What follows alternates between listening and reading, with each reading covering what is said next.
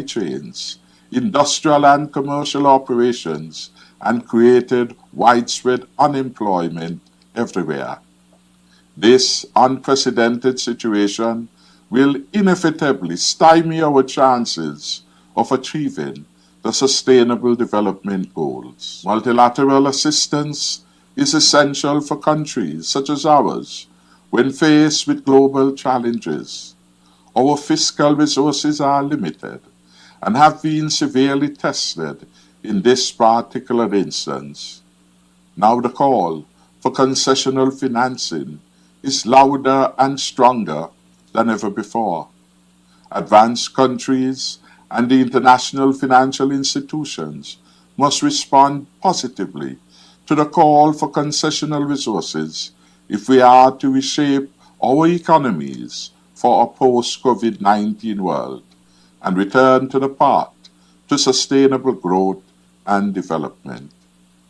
Given our economic and environmental vulnerabilities as a small island developing state, we are likely to be confronted with the multiplier effect of the pandemic, particularly as we brace for the most intense segment of the hurricane season. Mr. President, St. Kitts and Nevis is the smallest independent nation in the Western Hemisphere, and the impact of climate change weighs heavily on our daily lives. At this point in time, we are in the most active part of the hurricane season, at the mercy of Mother Nature, and for this reason, climate change will always be high on our agenda. Climate change for us is not something to be postponed for tomorrow. Indeed, it must be addressed like yesterday. We must regain the momentum and continue our work to consolidate the gains made so far. Turning to the high-level summit on biodiversity, earlier this month, the UN warned that countries are set to miss critical targets to preserve and protect Earth's biodiversity. This requires, of course, immediate and drastic action. We are therefore pleased to advocate for Sustainable Development Goal number 15, which calls for us to protect, restore, and promote the sustainable use of terrestrial ecosystems, sustainably manage forests, combat desertification, and halt and reverse land degradation, and halt biodiversity loss. I look forward to joining my SID colleagues at the high-level summit on biodiversity to champion the cause for us to protect our biodiversity, not just on land, but on high seas. For St. Kitts and Nevis, the ocean is our lifeblood. Let us protect it to preserve a stronger and safer future.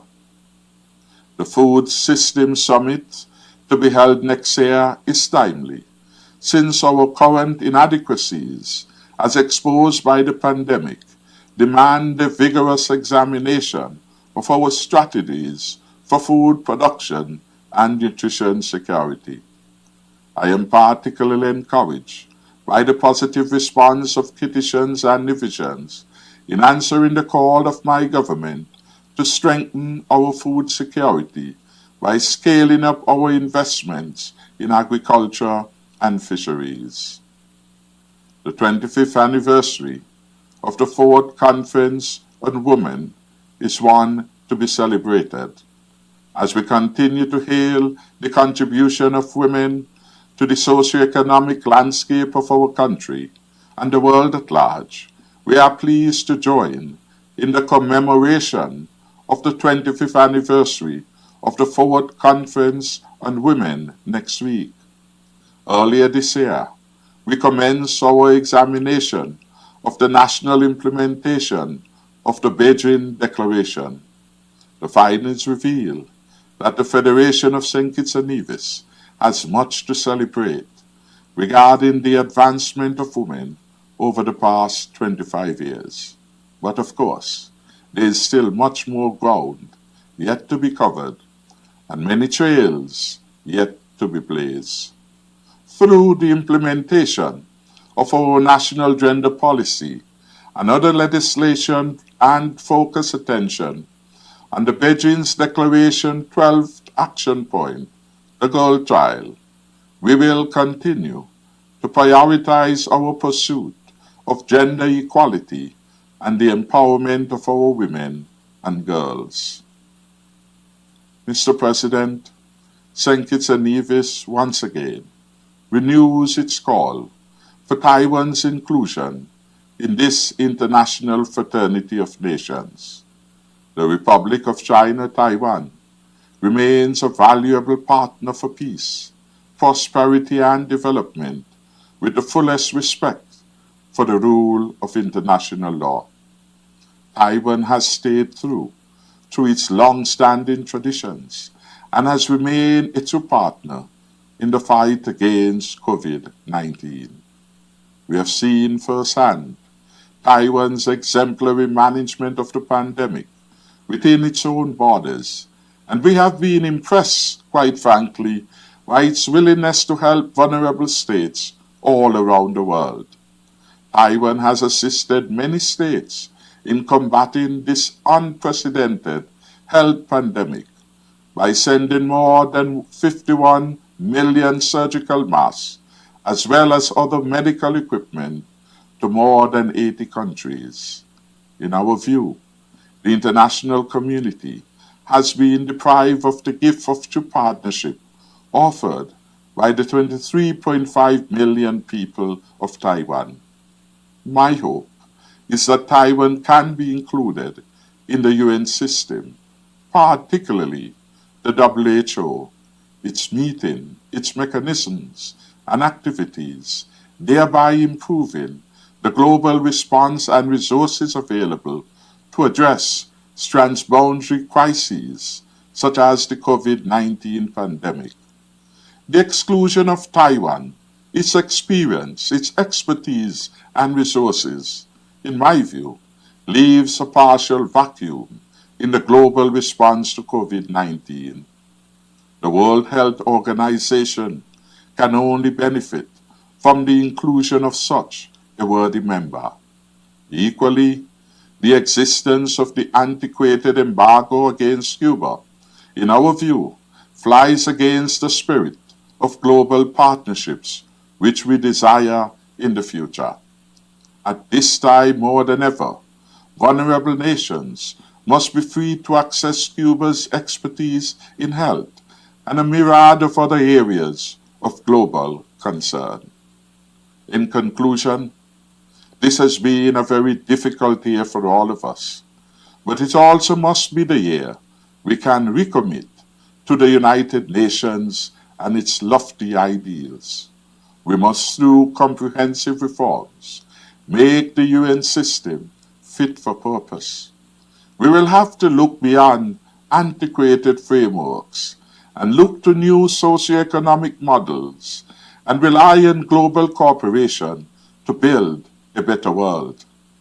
Global threats to people and the planet are multiplying, and the United Nations in its 75th year must be resilient and innovative to help in this crisis and future crises. Strengthening global solidarity and cooperation, therefore, must be paramount for the United Nations. The United Nations creates the perfect environment to marry collective action and solidarity with multilateralism. We welcome the UN 2020 Future Possibilities Report, which provides a good guide on how governments can make certain changes to their economies now. However, there must be much more dialogue and commitment if we are to experience real change. The gravity of the pandemic has been laid out in several United Nations resolutions on COVID-19.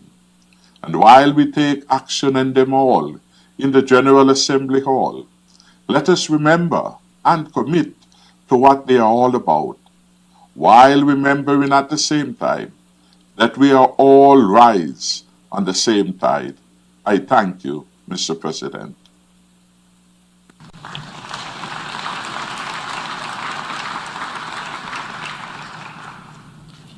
باسم الجمعية. On behalf of the General Assembly, I wish to thank the Prime Minister of St. Kitts and Nevis for the statement just made. I now give the floor to the distinguished representative of St. Lucia to introduce an address by the Prime Minister. Thank you, Madam President. Excellencies, distinguished delegates, I have the honor to introduce the pre-recorded statement by the Honorable Alan Michael Chasney, Prime Minister of St. Lucia. Mr. President, Excellencies, ladies and gentlemen, it seems rarely a year goes by where the international order is not declared in crisis.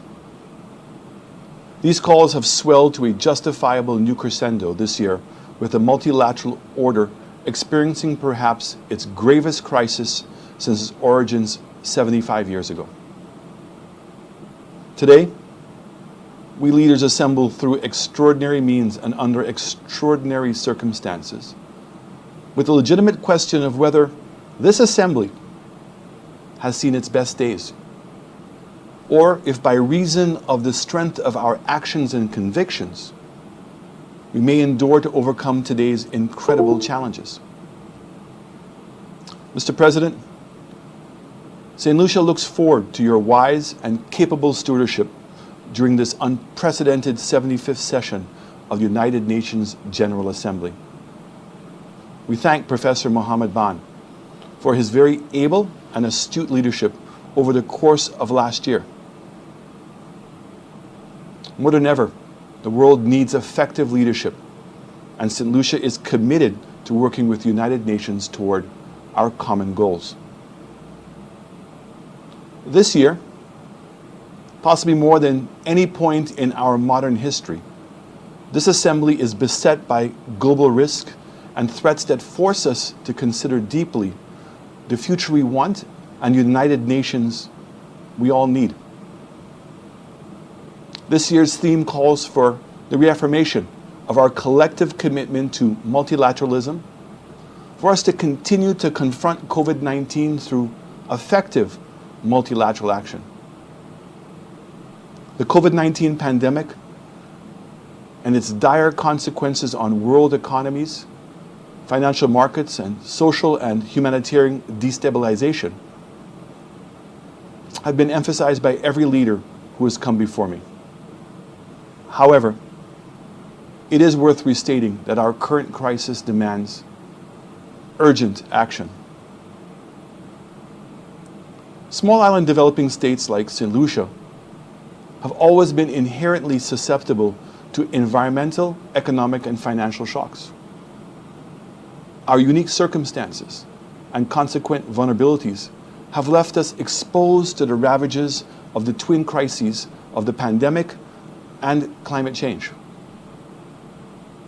Every day, as leaders of SIDS, we struggle to safeguard our people from the pervasive erosion of our hard-fought development gains.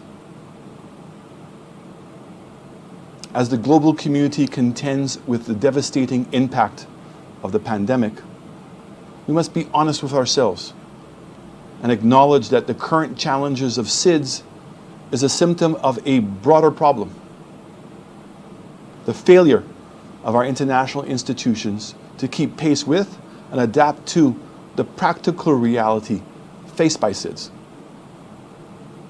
We must acknowledge that the global economic architecture created post-World War II never considered small island developing states.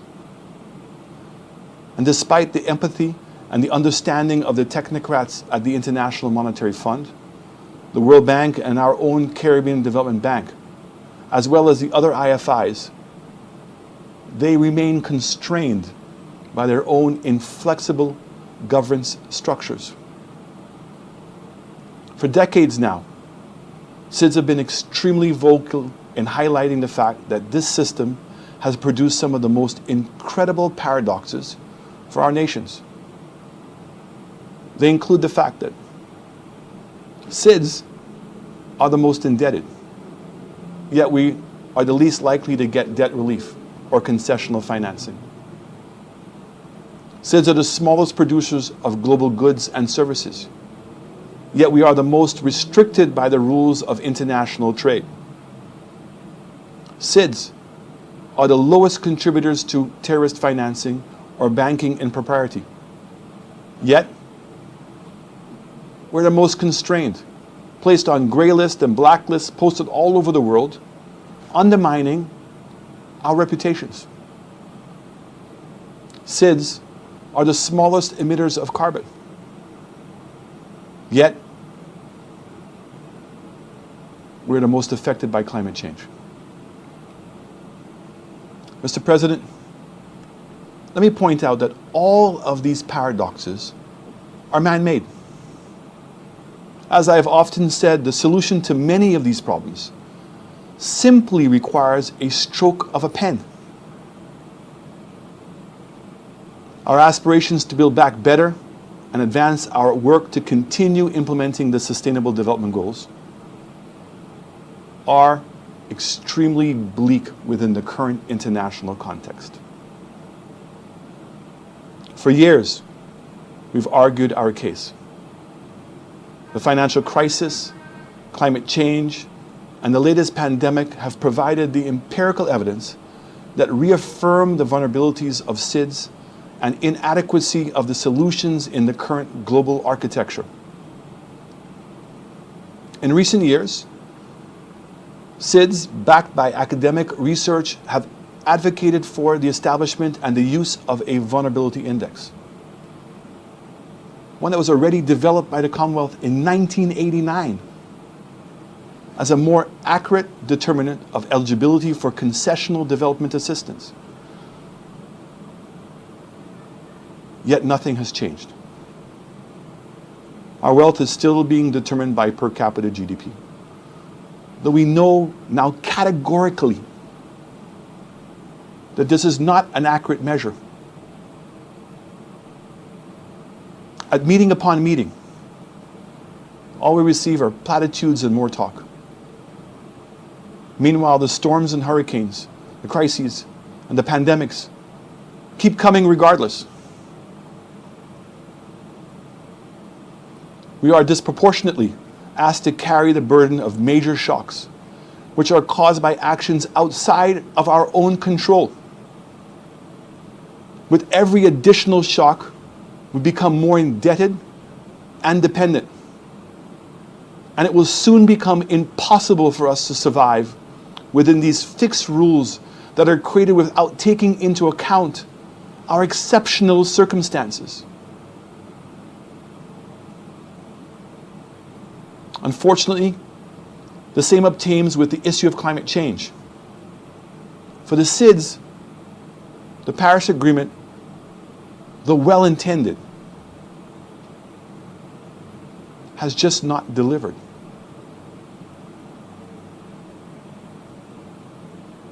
We understand the world is changing, and as noble of an ideal of eliminating poverty is,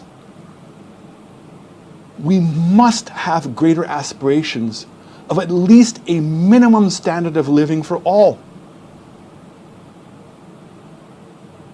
I've said before, and it's worth repeating, if a family is struggling to survive, if a mother does not know where her children's next meal is coming from, if parents don't have a means to put a roof over their family's head, how are they going to participate or even care about the SDG goals?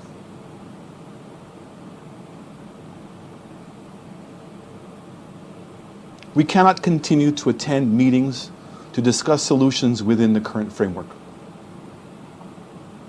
We must first agree the global economic development architecture has to change.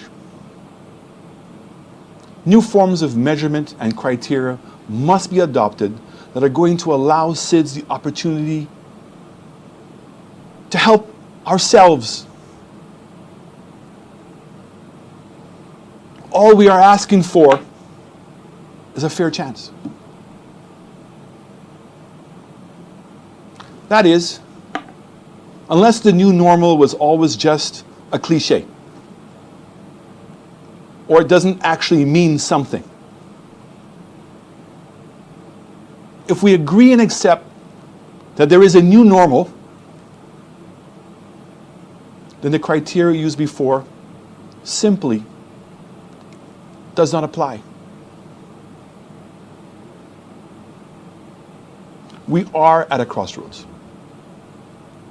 a pivotal moment for a meaningful course correction. We must choose the difficult and uncomfortable road to finally re-engineer the international system, to enable and to ensure fair, inclusive, and relevant policies and solutions for all. Or we'll continue down the path which inevitably leads to the demise of SIDS.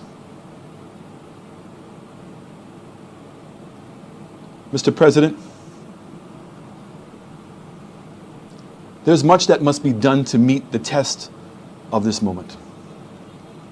75 years ago, it was not beyond human ingenuity to overcome the great challenges of the time, to give birth to multilateralism, to come together to solve problems and advance a common prosperity.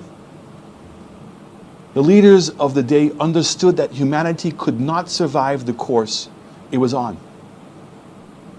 And so it built this united assembly, our United Nations, to allow us to strive to collaborate rather than to divide, to resolve conflicts, enforce international rules of behavior, and build habits of cooperation that would grow stronger over time. Underpinning all of this were the key values of tolerance and mutual respect. United Nations and other multilateral processes and institutions born of that time have over the decades made a difference in the world. From brokering peace to educating children and eradicating disease, while weathering crises from within and without. But it is the considered view of my delegation that international institutions require profound structural shifts. Our collective commitment to multilateralism has to not only advocate for multilateral rules, but vigorously pursue change where change is needed. Or, as we've done in my island, challenged ourselves to build a new St. Lucia. We must equally rise to the challenge and build a new world economic order which addresses the SIDS and regains the confidence of nations in multilateralism. Mr. President, as we chart a new path forward as a global community, it would be prudent to take with us the lessons learned when multilateralism and diplomacy have delivered a proven record of service to our people. Such cooperation and success cannot be taken for granted, particularly our current difficult global context. Critical to this historic success has been the equal commitment of resources. A time we were our brothers and sisters' keeper. I take this opportunity to applaud the United Nations Development System for their active response to the pandemic, for listening to the specific needs of states and mobilizing resources where possible. The support of the UN system is critical for the effective implementation of not only the SDGs, but the Samoa pathway. I also wish to offer sincere gratitude and commendation to the countries who stepped up to the challenge in the truest spirit of solidarity to assist states like my own to cushion the pandemic's blow to our socioeconomic landscape. This support has been immeasurable. Some of the countries who offered support and continue to do so themselves are grappling with a multilateral order that systemically stymies their development prospects. It is time to lift the economic embargo on the government and the people of Cuba. Not only has it affected the people of Cuba, but it's also affected the entire Caribbean region. It is time, once again, give states like Taiwan recognition that they can meaningfully engage in global processes and share their best practices.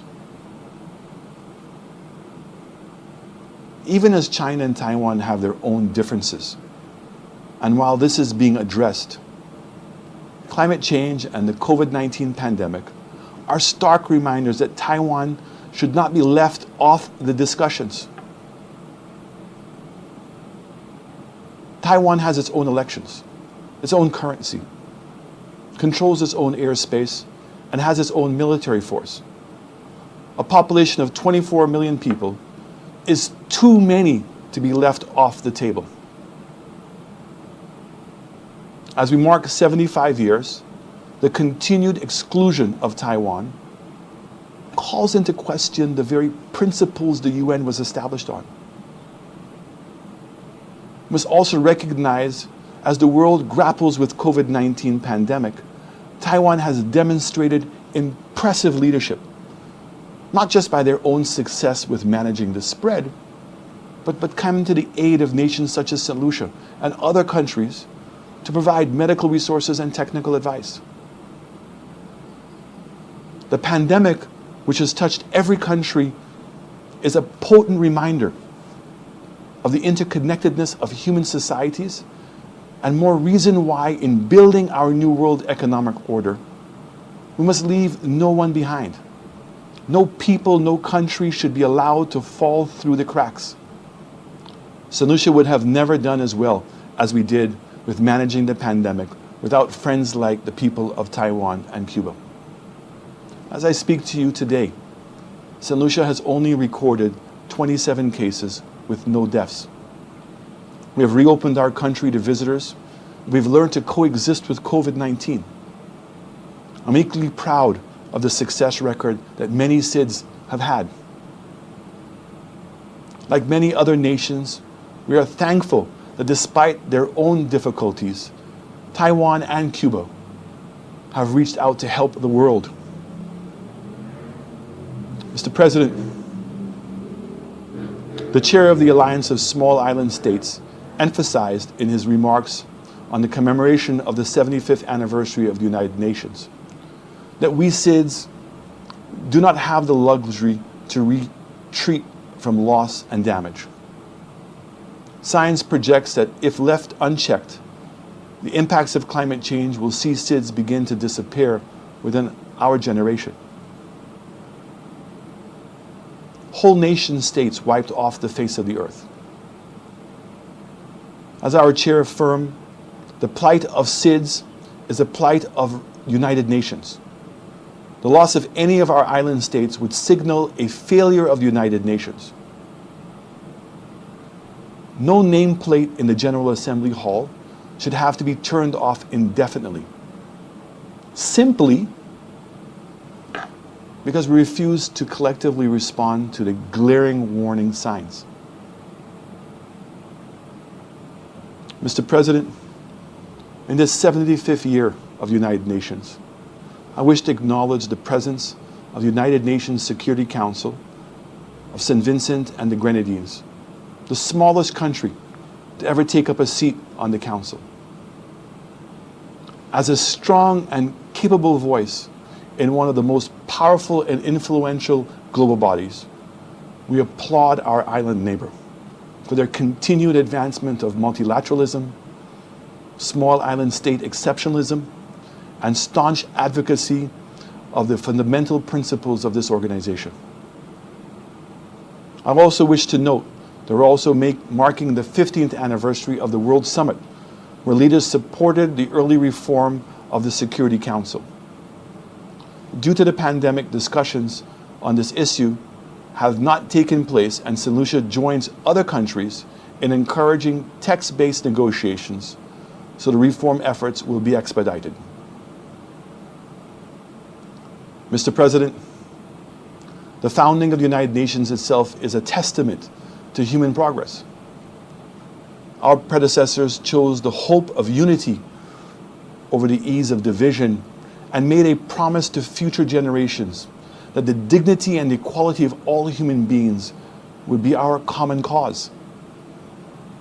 The Charter of the United Nations points the way with its vision of people and countries living as good neighbors, upholding universal values, and recognizing our common future. The 75-year-old principles of working together must endure, but the specifics must take account of our rapidly changing world. The question remains whether we possess the wisdom and the courage as nation states and members of the international community to squarely meet those challenges, whether the United Nations can meet these tests of our time. We need to rise to that challenge now. Time is against us.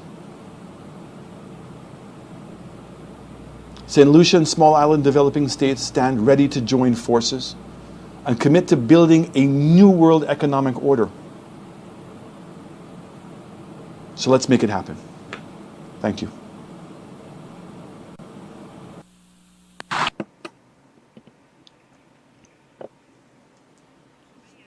On behalf of the General Assembly, I wish to thank the Prime Minister of St. Lucia for the statement just made. I now give the floor to the distinguished representative of Trinidad and Tobago to introduce an address by the Prime Minister of Trinidad and Tobago. Madam President, Excellencies, I have the honor to introduce a pre-recorded statement by Dr. the Honorable Keith Rowley, Prime Minister of the Republic of Trinidad and Tobago. I thank you.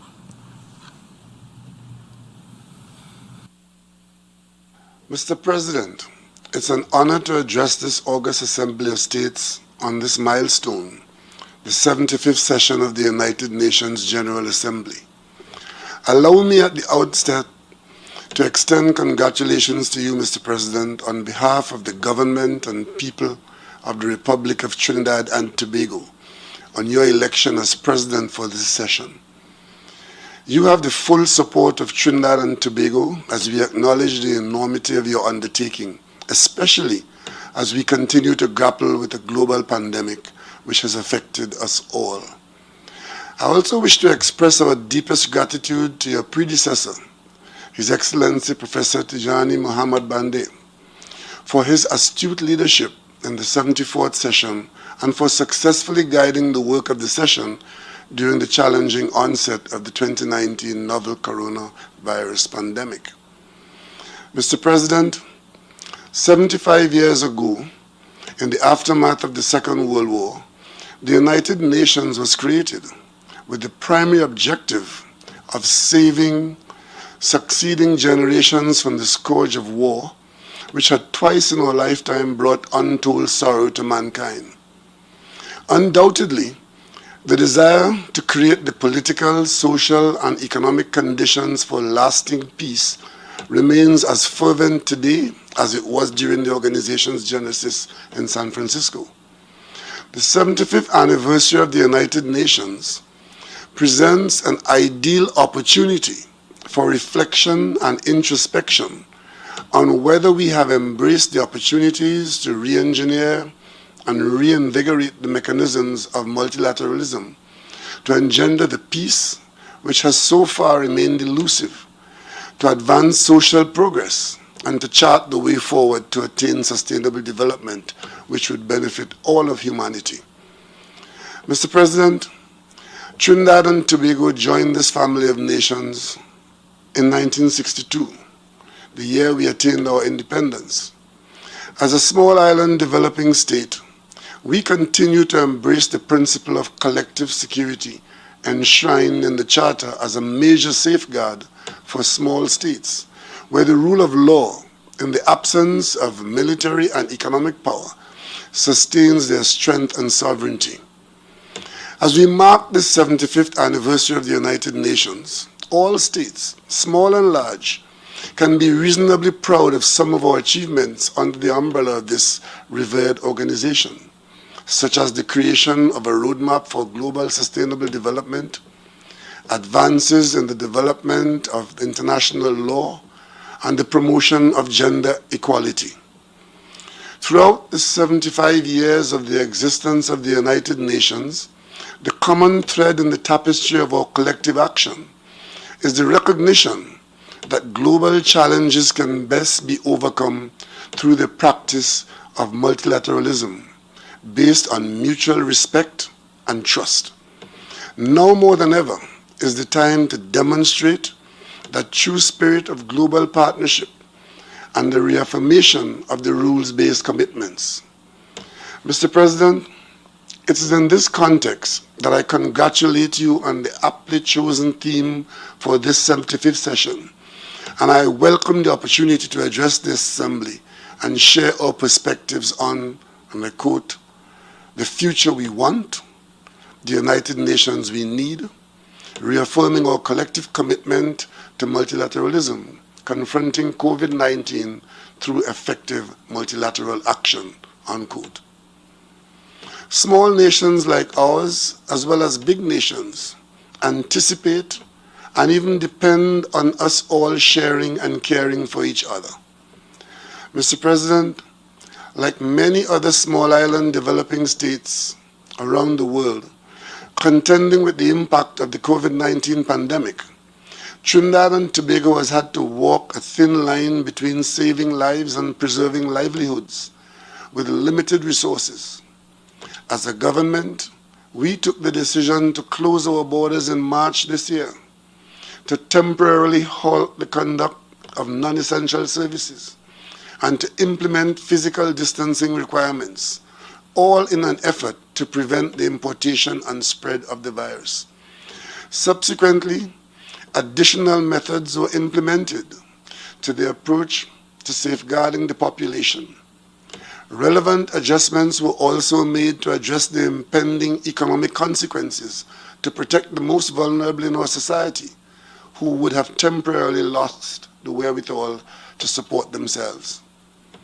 Our experience thus far bears eloquent testimony of the need for small island developing states to be supported by an enabling international economic environment through business activity and financing, international trade, as well as technical cooperation, and most importantly, multilateralism. Mr. President, I take the opportunity to convey my condolences to and express my solidarity with all member states and all the families of those who have lost loved ones due to the COVID-19 global pandemic. While we mourn the loss of the hundreds of thousands of persons worldwide to COVID-19, we are greatly concerned with the alarming rate at which the disease continues to affect millions across the globe. Mr. President, Trinidad and Tobago commends the leadership role demonstrated by the World Health Organization, the WHO, in spearheading the efforts to treat with this plague. We also wish to salute and commend the healthcare and other frontline workers around the world who continue to work tirelessly, sometimes at significant personal sacrifice, to ensure that those affected by the pandemic receive the best available care. Mr. President, the COVID-19 pandemic presents an existential threat of unmatched proportions to human health and safety around the world.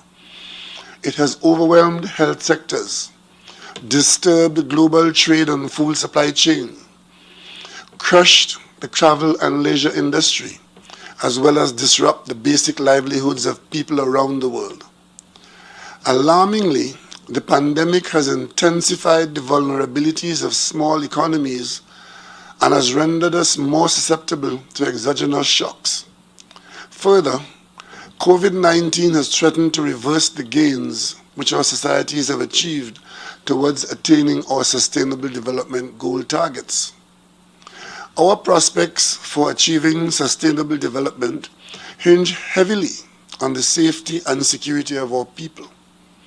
The global pandemic has unfortunately exacerbated the threats posed by the illicit trafficking in small arms and light weapons, piracy, trafficking in persons, and cybercrimes. Given our ardent desire to free our society from the effects of the prevalence of unregulated small arms and light weapons, Trinidad and Tobago remains fully committed to the Arms Trade Treaty, which we view as indispensable in addressing the menace of the illicit arms trade.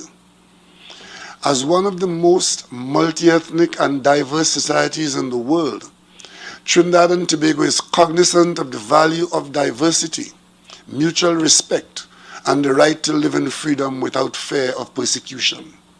Regrettably, Mr. President, some parts of the world are still afflicted by the absence of tolerance for human rights, dignity, and diversity, which has engendered war crimes, crimes of aggression, crimes of genocide, and crimes against humanity. Trinidad and Tobago in this regard attaches great importance and remains unwavering in its support of the mandate of the International Criminal Court, which has established to hold those who committed such heinous crimes accountable under international law and to act as a deterrent to would-be perpetrators. We therefore continue to urge those states which have not yet done so to support the International Criminal Court. Mr. President, the first Prime Minister of Trinidad and Tobago, Dr. Eric Williams, declared, and I quote, "The future of our nation is in our children's school bags," unquote. That declaration remains valid to this day, and in our country, it is universally accepted that education is the key to success.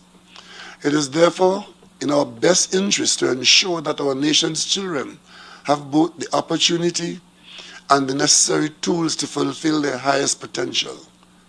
The government of Trinidad and Tobago remains attentive to the needs of all our children, with special emphasis on those who are most affected by this pandemic, such as those living in extreme poverty, those suffering from mental health ailments, those with special needs, and those who have lost loved ones.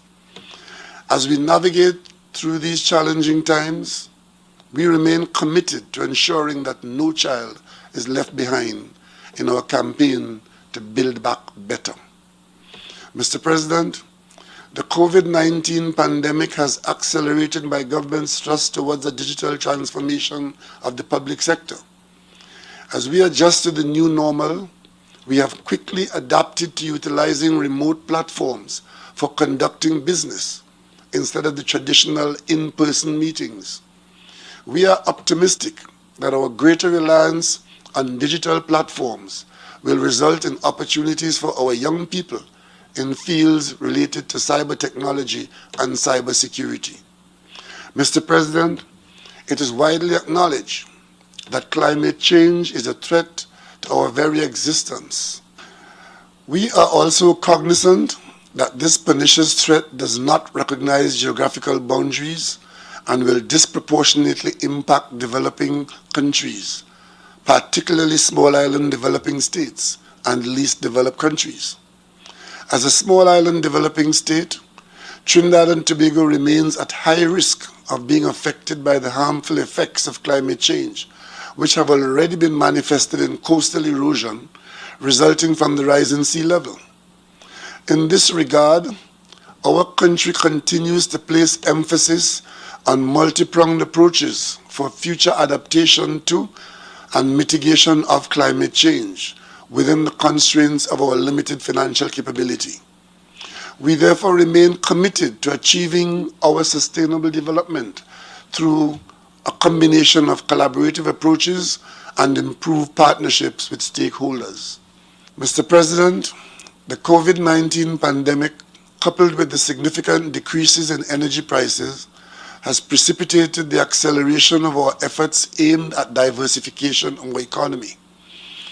In this respect, we have allocated resources and increased investment in the agricultural and tourism sector, as we recognize the need to build resilience in these areas through incentives, policies, programs, and public-private partnerships.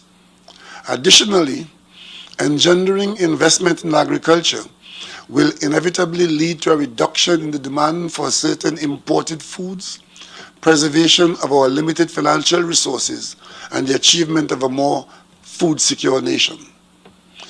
We will also continue to encourage the participation of women in agribusiness, agriculture, and tourism, as we remain seized of the fact that women not only undertake the role of ensuring that their families receive the nutrition they need to be healthy, but are sometimes the breadwinners. In this regard, the United Nations Economic Commission for Latin America and the Caribbean, ECLAC, has cautioned that a debt crisis is looming for the economies of the Latin American and Caribbean sub-region, which will compound their high debt to GDP and debt service ratios. Despite the middle and upper income status of many economies in the region, a strong case exists that these countries are deserving of special consideration for debt relief. We strongly urge the international community to assist with the financial support needed by developing countries, including middle-income countries like Trinidad and Tobago, to meet their development commitments. The promotion of gender equity and equality is a priority in our national development strategy. As a country, we have also remained unwavering in our commitment to the effective implementation of the Beijing Declaration and Platform for Action, and have submitted our country's progress report this year on the 25th anniversary of the declaration. In recognition of the phenomenal contribution of women to peace and development, we are particularly proud to highlight the 10th anniversary of the introduction and main sponsorship by Trinidad and Tobago of the United Nations General Assembly Resolution on Women, Disarmament, Non-Proliferation, and Arms Control. Mr. President, the marine environment and its resources remain critical to the livelihood of the people of Trinidad and Tobago and to our sustainable development. Governance of our oceans continues to be a priority. Unfortunately, as a result of the global pandemic, the fourth session of the Intergovernmental Conference on an International Legally Binding Instrument on the United Nations Convention on the Law of the Sea on the Conservation and Sustainable Use of Marine Biological Diversity of Areas Beyond National Jurisdiction had to be postponed. Given the critical stage of the negotiations, Trinidad and Tobago remains hopeful for its early resumption, the successful completion of which would redound to the benefit of all humankind. Mr. President, Trinidad and Tobago continues to support the reform of the Security Council. We are firm in our view that this will improve significantly the global ability to effectively respond to the various security and other challenges which currently confront the international community. While we acknowledge that in its 75-year history, the United Nations has succeeded in preventing another global war, peace remains out of reach in some parts of the world. In order to be effective, we believe that the United Nations must adapt to the ever-changing geopolitical environment, and that the Security Council ought to reflect the diversity that characterizes and truly represents the United Nations. As we begin the decade of action and delivery to implement the Sustainable Development Goals, it is important to ensure that no country is left behind. It is on this note that we maintain that the economic, commercial, and financial embargo imposed against Cuba undermines the country's potential to achieve sustainable development.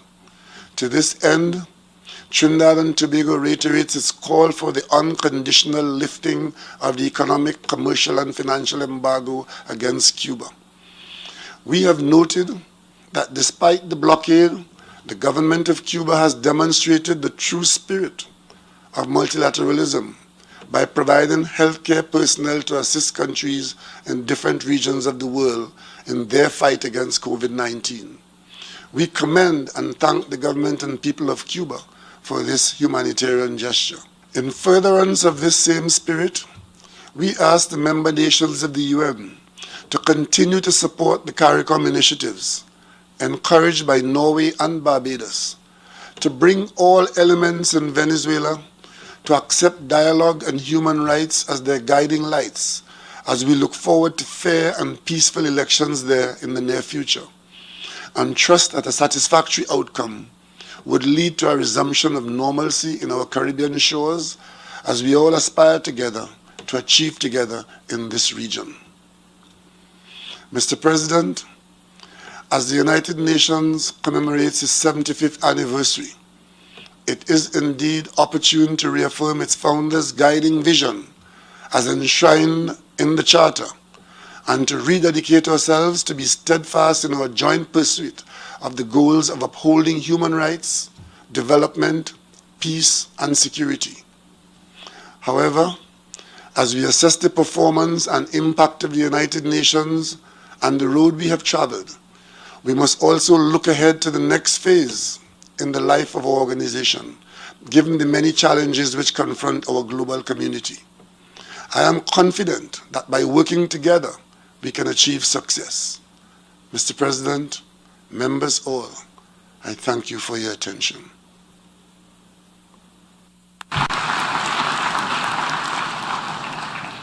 باسم الجمعية العامة On behalf of the General Assembly, I wish to thank the Prime Minister of the Republic of Trinidad and Tobago for the statement just made. I now give the floor to the distinguished representative of the Commonwealth of the Bahamas to introduce an address by the Prime Minister.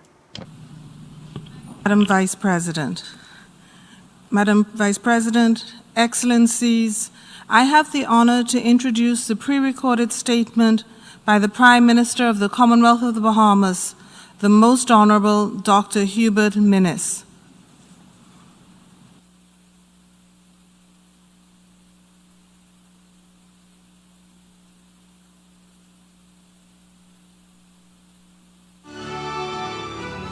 Colleague heads of state and government, United Nations Secretary General, His Excellency Antonio Guterres, President of the General Assembly, His Excellency Volkan Basker, Excellencies, good afternoon. Mr. President, permit me at the outset to congratulate you on your election as President of the 75th session of the United Nations General Assembly, and to assure you of our unwavering support of the government of the Commonwealth of the Bahamas during your tenure. I also wish to thank your predecessor, His Excellency Tijani Mohammed Bande, for his stellar efforts in guiding the work of the 74th session of the General Assembly. Mr. President, I address this Assembly at a time when the world is still reeling from the seismic level shocks that the COVID-19 pandemic has unleashed on the global community. The COVID-19 pandemic has triggered an unprecedented crisis that has halted global economic activity and threatened global public health and social well-being. The more than 27 million confirmed COVID-19 cases across the globe continue to increase as we speak. On behalf of the government and people of the Bahamas, I express solidarity with member states who are fighting COVID-19 and extend our sincere condolences for the loss of life. Mr. President, when I addressed the Assembly last year, in the aftermath of Hurricane Dorian, I implored world leaders to treat the global climate emergency as the greatest challenge facing humanity.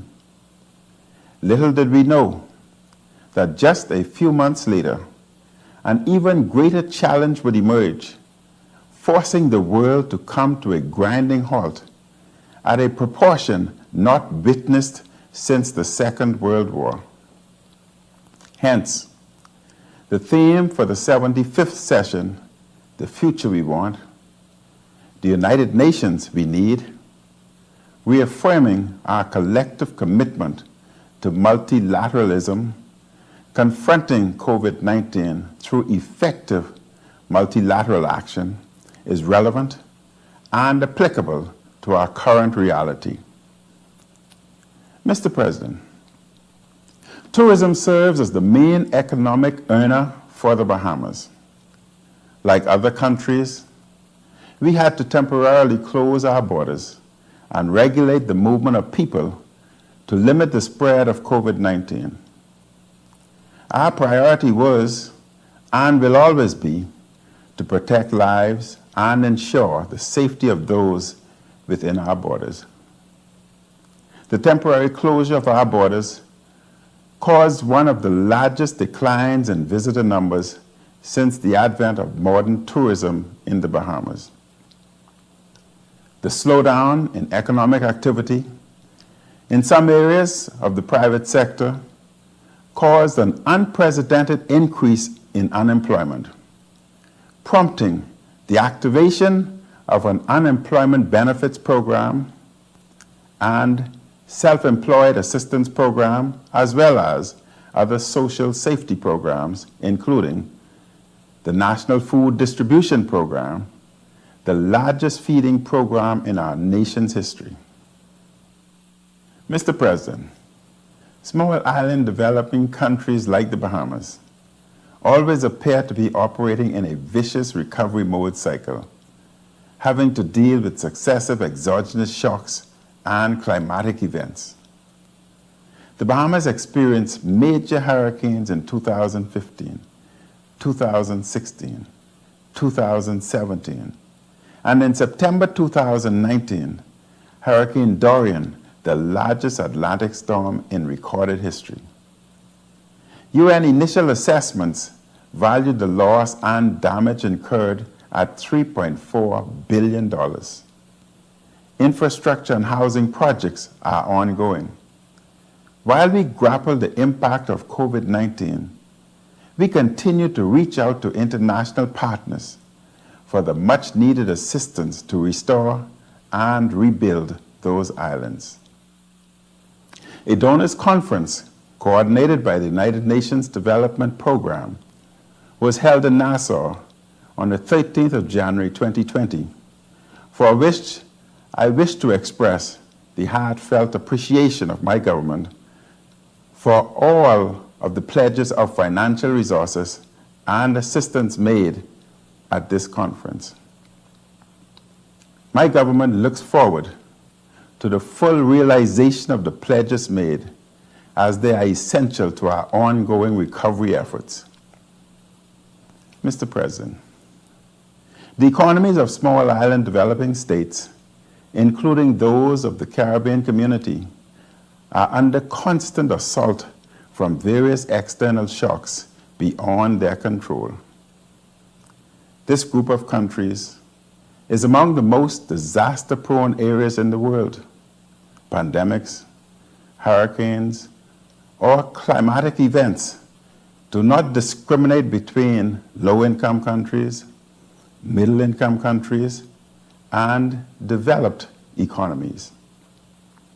Hence, the compelling question remains as to why middle-income countries are still being assessed by international financial institutions using outdated methodologies that give no consideration to a country's level of exposure, vulnerability, and ability to recover from exogenous shocks.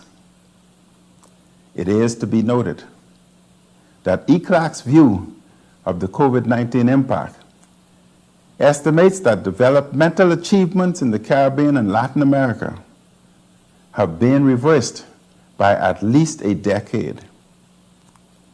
World Bank projections point to at least 100 million people falling into extreme poverty. I therefore reiterate the call for the institutionalization of a vulnerability index in the decision-making processes of the international financial institutions and international donor community. I also echo the call of the region for the capitalization of a Caribbean Resilience Fund. The decision of the G20 group to suspend debt service payments for the least developed countries is commendable, and I offer that this concession should be extended to other economic groupings as well. Mr. President, given the immeasurable stress and strain placed on global healthcare systems and supply chains, I commend the Secretary General for his continuous efforts to combat the pandemic. Mr. President, while we remain cautiously optimistic for a viable COVID-19 vaccine in the not-too-distant future, we note the collaborative efforts of the COVAX facility to secure arrangements for developing countries. Developing countries should be able to access vaccines via a transparent procurement process at affordable market rates. We salute the doctors, nurses, other healthcare workers, and all on the front line who have sacrificed their own health in order to assist tens of millions of people around the world. They are the real heroes to whom the global community owes immense gratitude. Mr. President, as we celebrate the 75th anniversary of the United Nations, we should not allow the pandemic to dampen our spirits and detract from the commemoration of this august institution and its extensive list of achievements and milestones. Multilateralism has been and continues to be the most effective conduit through which small island states can have their voices heard and their policy requirements advanced. Mr. President, globally, we continue to see unprecedented climatic and environmental challenges. Worldwide, there has been a decline of 85% of the area of viable wetlands. Scientific reviews reveal that 60% of the ocean area is impacted by adverse human activity, including overfishing, pollution, and acidification from chemicals. The Bahamas continues to play its role in the preservation of a healthy marine and land environment, which includes the expansion of marine protected areas and heritage sites. We therefore welcome the scheduling of a biodiversity summit on 30th of September. We will continue to remain actively engaged in the negotiations towards an international treaty to sustainably use and conserve marine biodiversity of areas beyond national jurisdiction. In this context, I am pleased to inform that the Bahamas will seek to renew its membership on the Council of the International Maritime Organization, and we count on the invaluable support of member states for our re-election. Mr. President, the COVID-19 pandemic has spurred the accelerated utilization of and access to information communication technology, especially for young people and economically challenged communities. This trend must continue in a post-COVID-19 environment, as well as promotion of STEM careers for young people, as education has the potential to act as the great equalizer. Mr. President, the Bahamas is carefully formulating the gradual reopening of the economy to visitors. We hope to welcome some tourists this year. However, as we adjust to this new normal, we acknowledge that no country can survive this pandemic alone. Mr. President, we also take this occasion to reiterate our support for an end to the economic, commercial, and financial embargo against Cuba. Accordingly, the Bahamas will join the international community by voting in favor of the General Assembly's annual resolution on this agenda item. Mr. President, please be assured of the Bahamas' unwavering commitment to the United Nations and our pledge to adhere always to the United Nations Charter of Principles on which the organization was founded. I thank you. On behalf of the General Assembly, I wish to thank the Prime Minister of the Commonwealth of the Bahamas for the statement just made. I now give the floor to the distinguished representative of the Sudan to introduce an address by the head of government. شكرا جزيلا سيد الرئيسة. سيد الرئيس يسعدني ويشرفني. Thank you very much, Madam President. I have the pleasure and the honor to introduce the recorded statement made by His Excellency Dr. Abdallah Adam Hamdok, Prime Minister of the Republic of Sudan, with my deepest thanks. In the name of God, the clement, the merciful, Your Highnesses, heads of state and government, Mr. Secretary General, ladies and gentlemen, may God's peace and salvation be with you. It is my pleasure to address you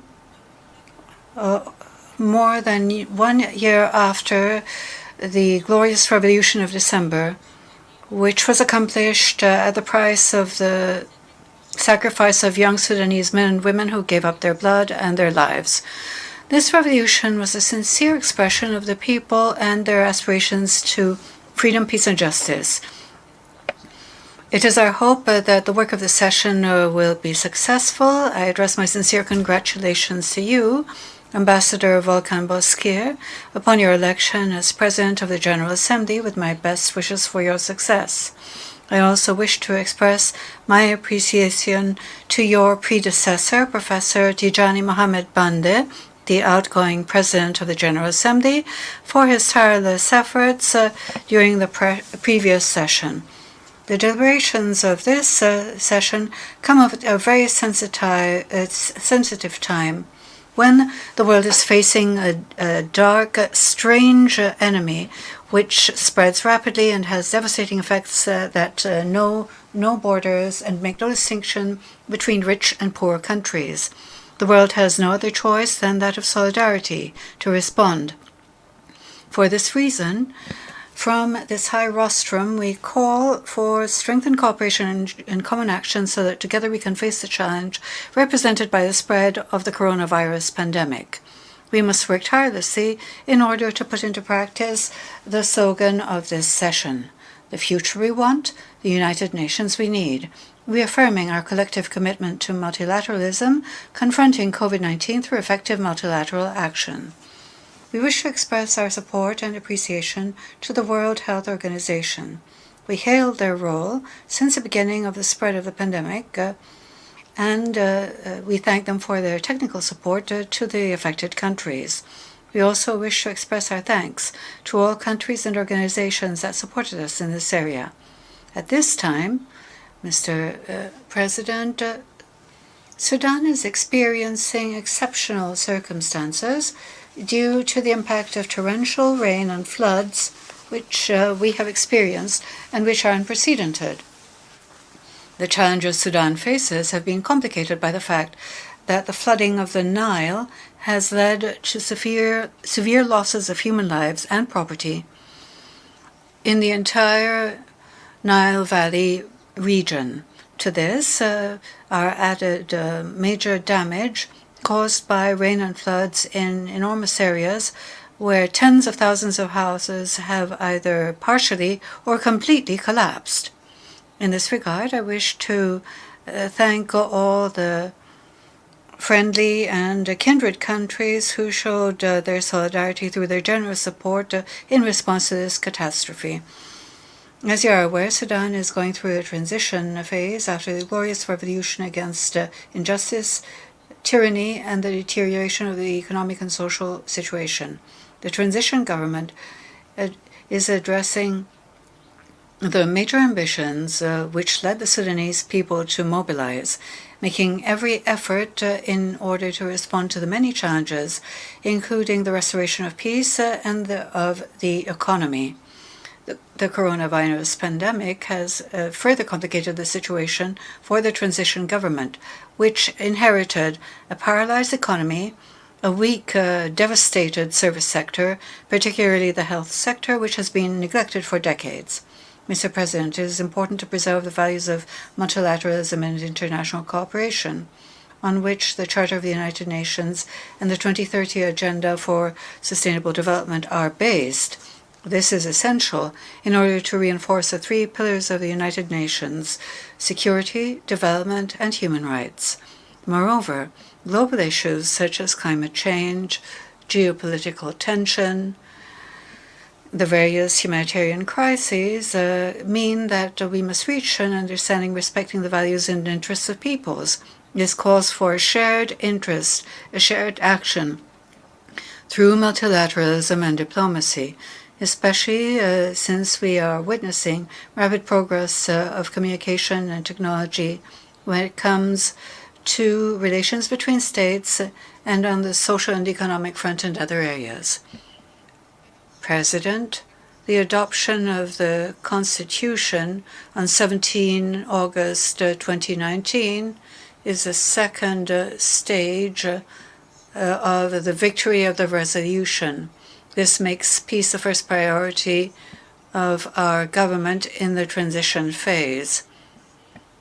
In this way, the peace process of Juba was launched, which was not only a negotiation between two protagonists, but also a process of dialogue between the partners of the revolution in order to achieve peace, a cessation of hostilities, and to deal with all of the root causes of the conflict through the Juba Peace Agreement, which will be ratified next October 3rd. Mr. President, regarding the humanitarian aspect, we wish to express our thanks and appreciation to the United Nations and to its humanitarian agencies, as well as all international organizations in the donor community, for their support to the revolutionary government in its efforts to deal with the issues of displaced people, refugees, and repatriated people by providing health care, food support, and in this area, we indicate that the government of the revolution has removed all of the obstacles to channeling humanitarian assistance to the populations of the areas in conflict. In this framework, as part of the National Plan for the Improvement of Humanitarian Action, and in order to ensure that needs are covered, the state is trying to reinforce all projects to improve the living conditions of refugees and displaced people in accordance with all international instruments and humanitarian law. We work in cooperation with UNAMID for its exit strategy in accordance with Resolution 2525 of 2020 of the Security Council. The latest stages in handing on the tasks consist of establishing a national plan for the protection of civilians. This document was published on May 21st as an official document of the United Nations.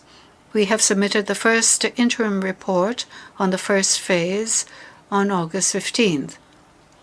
We will continue with the implementation in order to hand over all protection of civilian tasks by the end of the year.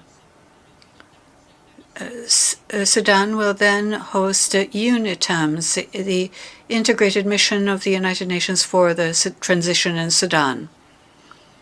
On the economic front,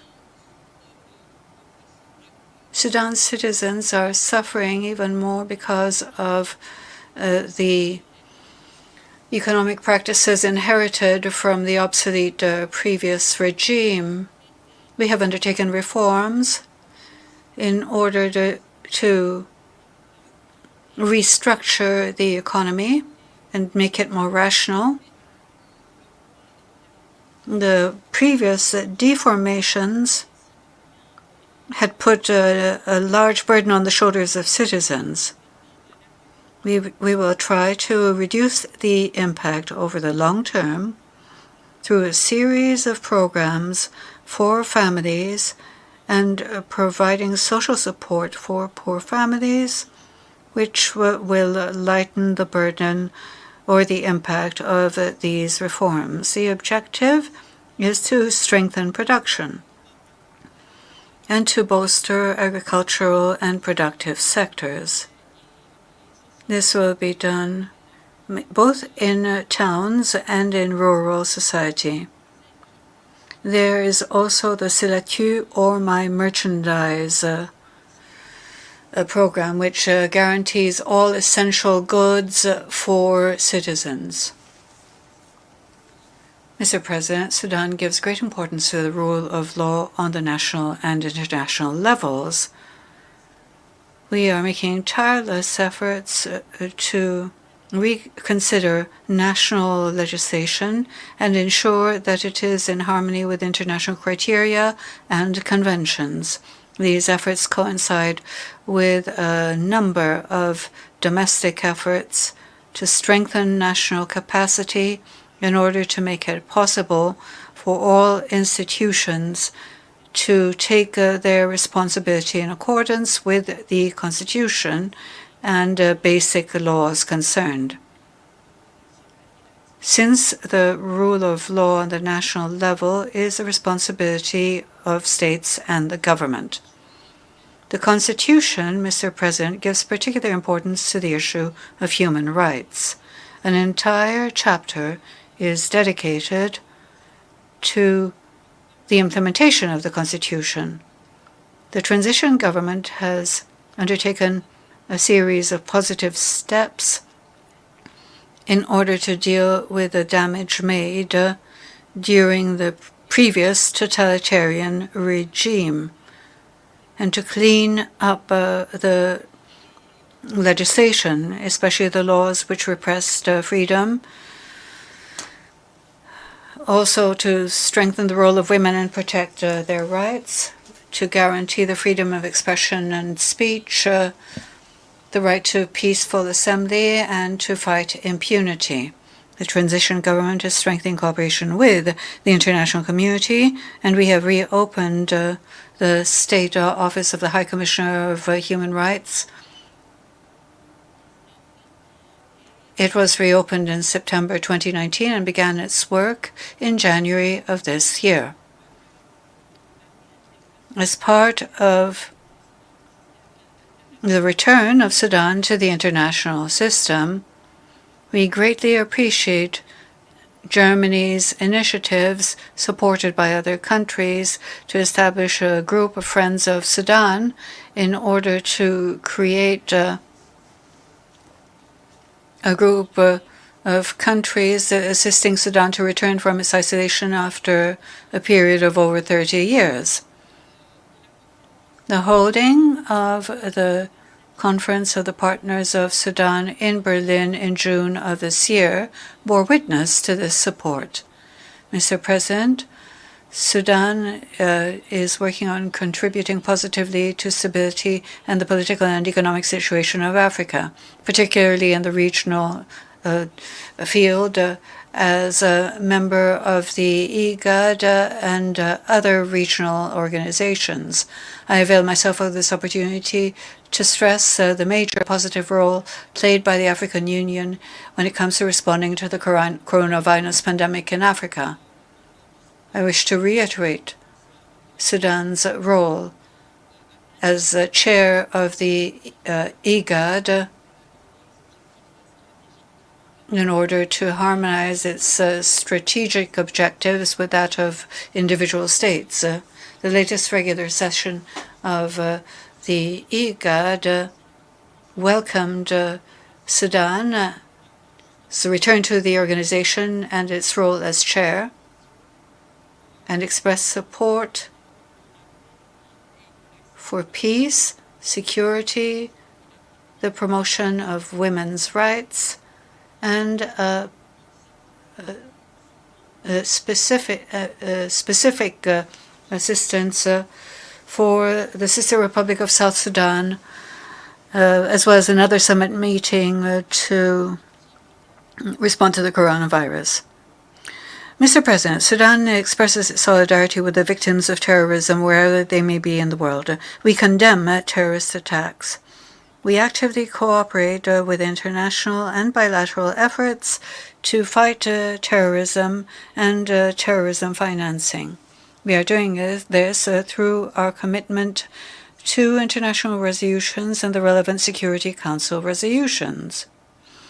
Mr. President,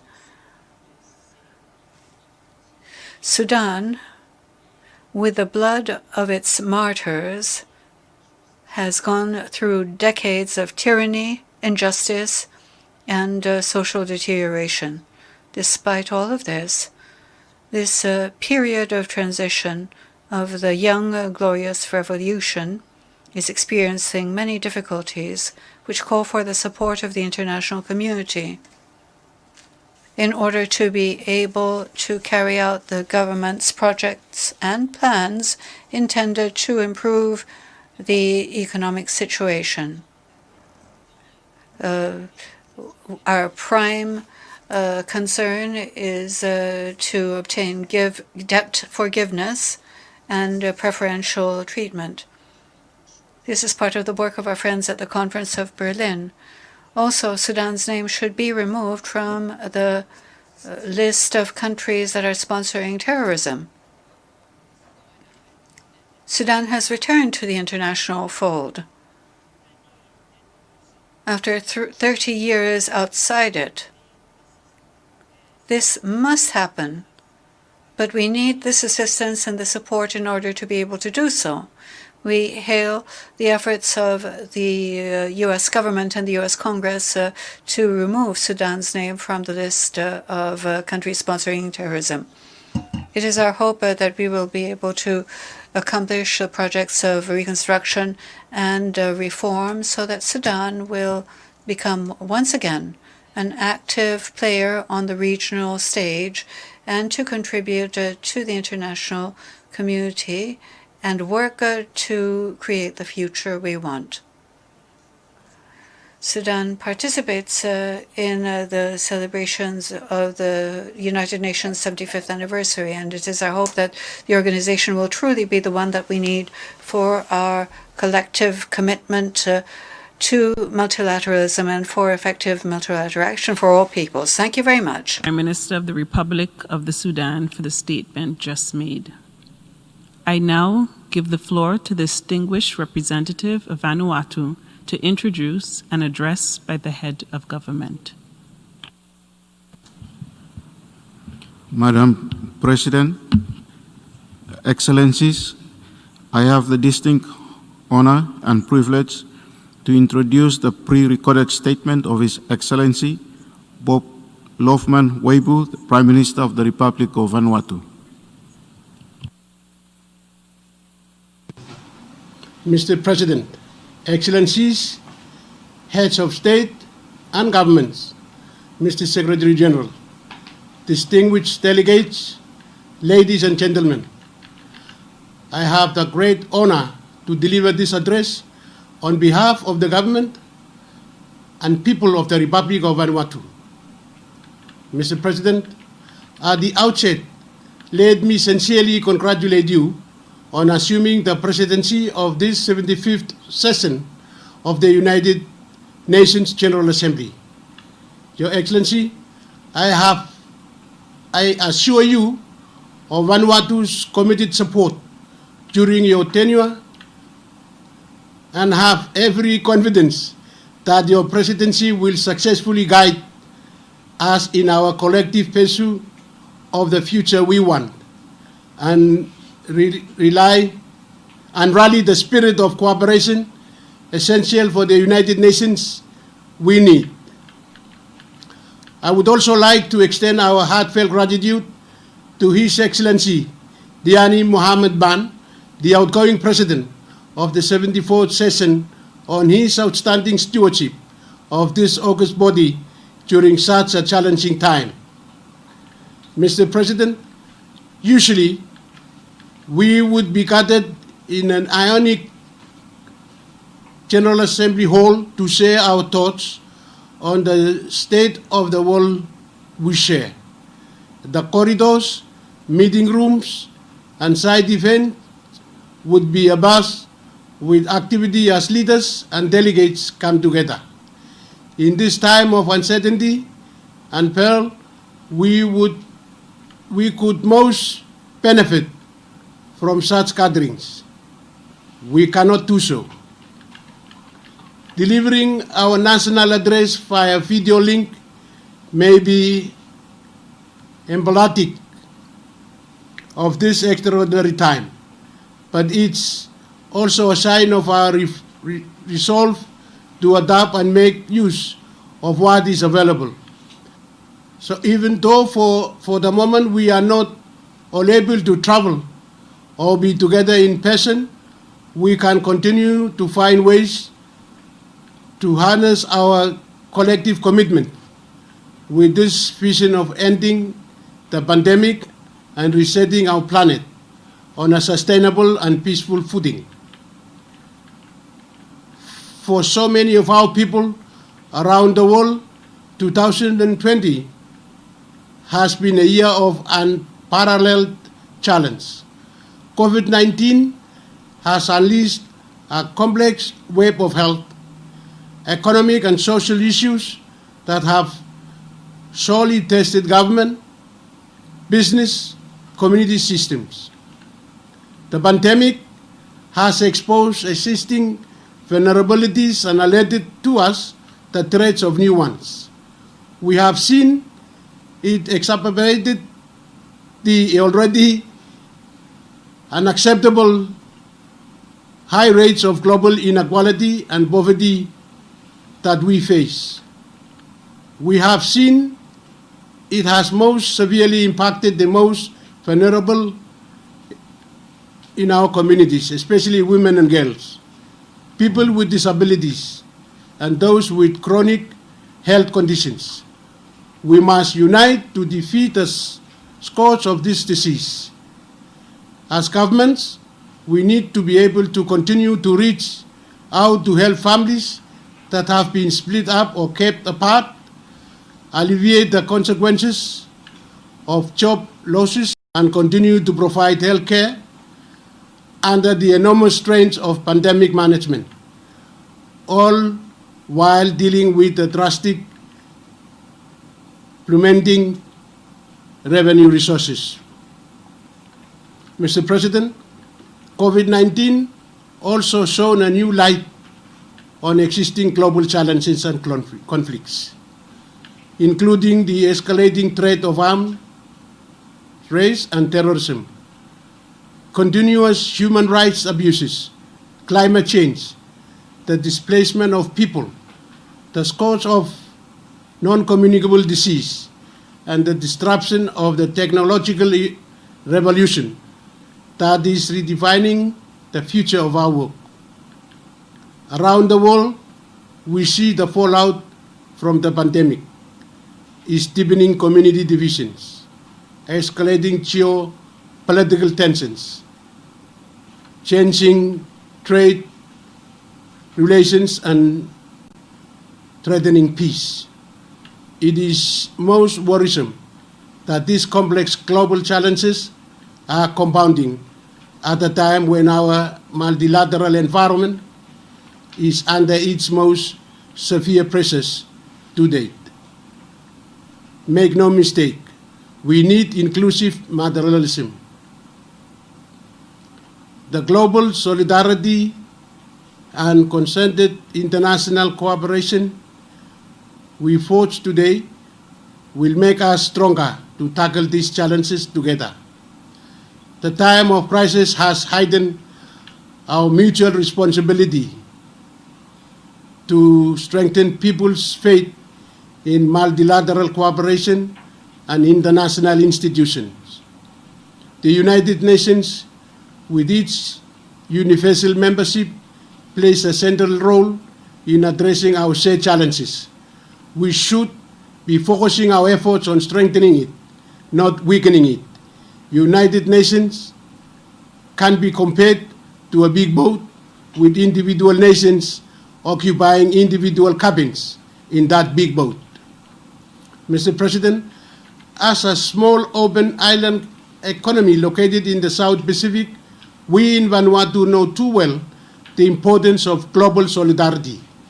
We know from experience that we are always better off when we are working together than in isolation. Thankfully, there are still no confirmed or suspected cases of COVID-19 in Vanuatu.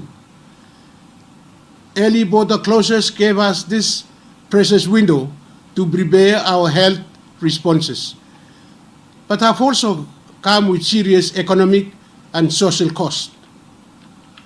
On top of that, in April, our country was hit by another severe Category 5 tropical cyclone. The severity of this compound disaster has already left enduring scars on families, communities, and the nation. Limited resources and stranded further by ongoing recovery efforts from previous disasters. Even looming is the threat of further future disasters and extreme weather events, which are being fueled and exacerbated by climate change. Even so, our experience assures us that by working together, we can and we will recover. We will build back better and emerge stronger and more resilient. It is in this spirit that we come together as a nation in July to celebrate our 40th anniversary of political independence. We will come together again in December to mark our graduation from the least developed country status. Amidst the uncertainty and chaos, this is a special year for us. We especially view our graduation as a success story. We have and always will warmly embrace the solidarity of the LDC group and the support afforded to it. But in our 40th years as an independent country, we are ready for the next phase of our development journey. We are ready to make that step despite the catastrophic that has been unleashed by the pandemic and cyclone, and which will reverberate for many years to come. We are proud of our achievements, and we are mindful that we still have a strong way to go to achieve our sustainable development goals. We would rather build on our efforts and those of our development partners and graduate now with an extended smooth transition period that risks spilling back into the LDC category or halt graduation entirely. It is for that reason that we are seeking the support of bilateral, regional, and multilateral development and trading partners to provide full support to the implementation of the smooth transition strategy prepared by Vanuatu, in particular, the priority measures that requires targeted support for an extended support measures related to trade, aid for trade, and participation in international forums. If we are not careful, the events of this year and the continuing fracturing of multilateralism may dilute our global development aspiration. We all triumphantly signed up to 5 years ago under the 2030 and the 17 Sustainable Development Goals. More than ever, we must return to this collective commitment and redouble our implementation efforts. In Vanuatu, we have already contextualized these global goals in our national aspiration, articulated in Vanuatu 2030, the People's Plan. This year, we have sought to ensure that our national recovery strategy not only responds to the immediate social and economic environmental needs associated with COVID-19 and Cyclone Harold, but that it empowers us to build back better and continue to advance our development aspirations. We must keep moving forward and not just revert back to how it was before. The increasing frequency of extreme weather events and other disasters means recovery has become the new normal. Building back better will only be possible if we have the right architecture in place. For us and other small island developing states, especially, our biggest threats are global, most notably climate change and the management of our ocean. Therefore, our solutions too must be global, and that means it is imperative that the necessary international architecture is in place, with the resources to address our complex challenges becoming scarcer. Vulnerable countries such as LDC and SEEDS especially face a daunting future. Put simply, we need a fully functional working United Nations. We need the United Nations agencies to be working in solid partnerships with member states and with other multilateral organizations. We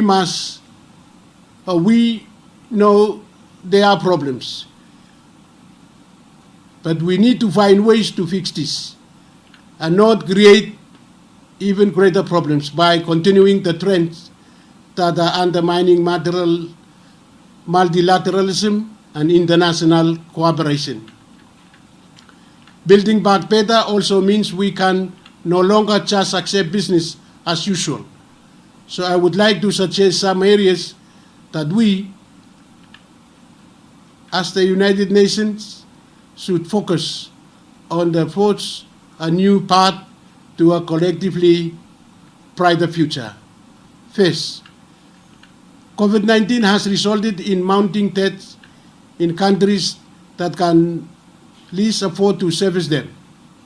It is essential that the multilateral financial institution provide debt forgiveness and relief.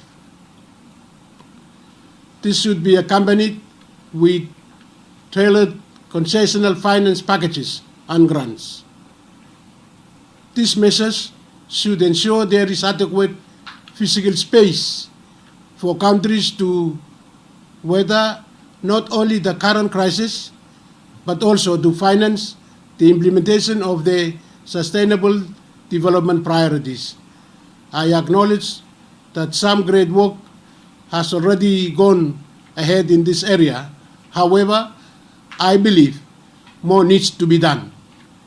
Second, climate financing needs to increase to ensure the recapitalization of financial instruments, such as the Green Climate Fund. Again, we call for the processes to access these funds to be simplified and made easier to access in order to allow small island developing states like Vanuatu implement the climate change mitigation and adaptation priorities reflected on various frameworks of implementation, including the National Determined Contribution. Thirdly, the United Nations needs to find ways to address the de-risking measures adopted by large international banks that have prevented small island developing states, especially to set up corresponding banking relationship with our domestic banks. Finally, it is imperative that we ensure every country can get timely, fair, and equitable access to COVID-19 vaccines, which means working cooperatively and not competitively. The UN must especially ensure that all of the most vulnerable countries in the world get access. Until we find the medical breakthrough that we all pray for, we must unite in our efforts to mitigate the drastic impact that the crisis is having on our people. Mr. President, as we look ahead to the future we want, we must picture a world of freedom, one that is free from persecution and human rights abuses. This year, as my country celebrates our 40th anniversary independence, we are reminded of our strong cultural connection with the Humanubne and Humanine Islands, commonly referred to in English as Matthew and Hunter Islands. Although they were integral parts of Vanuatu during each colonial period, France has regrettably and unlawfully claimed them as its own. Beyond representing the failure to complete the decolonization of Vanuatu, France's actions have impeded the ability of the Ni Vanuatu people to perform their traditional cultural and religious practices on the islands. This is of particular concern because maintaining our people's cultural heritage is of the greatest importance to the Ni Vanuatu people. We have endured a long and unfortunate history of colonial exploitation. Although all Ni Vanuatu consider Humanubne and Humanine to be sacred, they have particularly great significance for those who come from the islands of Tana, Futuna, and Anaijam. For countless generations, the indigenous people of those islands have performed sacred rituals on them. To this day, Humanubne and Humanine continue to maintain a central place in the religious observance of their people. I look forward to their return to the islands, as facilitated by the former UN Special Rapporteur on the rights of indigenous peoples. Furthermore, we are also mindful that some territories continue their struggle for freedom. In our region, New Caledonia will soon face another referendum on the question of independence. It is important that this remains free, fair, and transparent, and continues under the supervision of the United Nations. Mr. President, we know there are widespread human rights violations happening all around us. And yet, it seems the world is taking a selective approach to addressing this. In our region, the indigenous people of West Papua continue to suffer from human rights abuses. Last year, leaders from the Pacific Islands Forum respectfully called on the Indonesian government to allow the United Nations Office of the Human Rights Commissioner to visit West Papua province. To date, there has been little progress on this front. I therefore call on the Indonesian government to please heed the previous call of Pacific leaders. Mr. President, the theme of this 75th General Assembly calls on us, the member states of the United Nations, to come together to frame the future we want. For Vanuatu, this extraordinary difficult year has been the backdrop to the start of the next phase of nation building, marked by our independence celebration, culminating with our LDC graduation in a few months. We hope that by sharing our experiences, we can contribute to global learning as we navigate the current crisis and work together in the pursuit of sustained peace and sustainable development. And as we emerge from the grip of COVID-19, we should continue to align our national and global recovery to existing commitments, to reorientate growth models to the ones that are more sustainable and greener in nature. More than ever, multilateralism must be defended and responded to the evolving needs of our times. The UN Charter remains our moral compass and continues to remind us of our common duties to save humanity. I thank you, Mr. President, and God bless you all. On behalf of the General Assembly, I wish to thank the Prime Minister of the Republic of Vanuatu for the statement just made. I now give the floor to the distinguished representative of Cabo Verde to introduce an address by the head of government. Thank you, Madam President. Excellencies, ladies and gentlemen, I have the distinct honor and privilege to introduce the pre-recorded statement by His Excellency Mr. José Ulisses Correia e Silva, Prime Minister and Head of the Government of the Republic of Cabo Verde, at the general debate of the 75th session of the General Assembly of the United Nations. I thank you.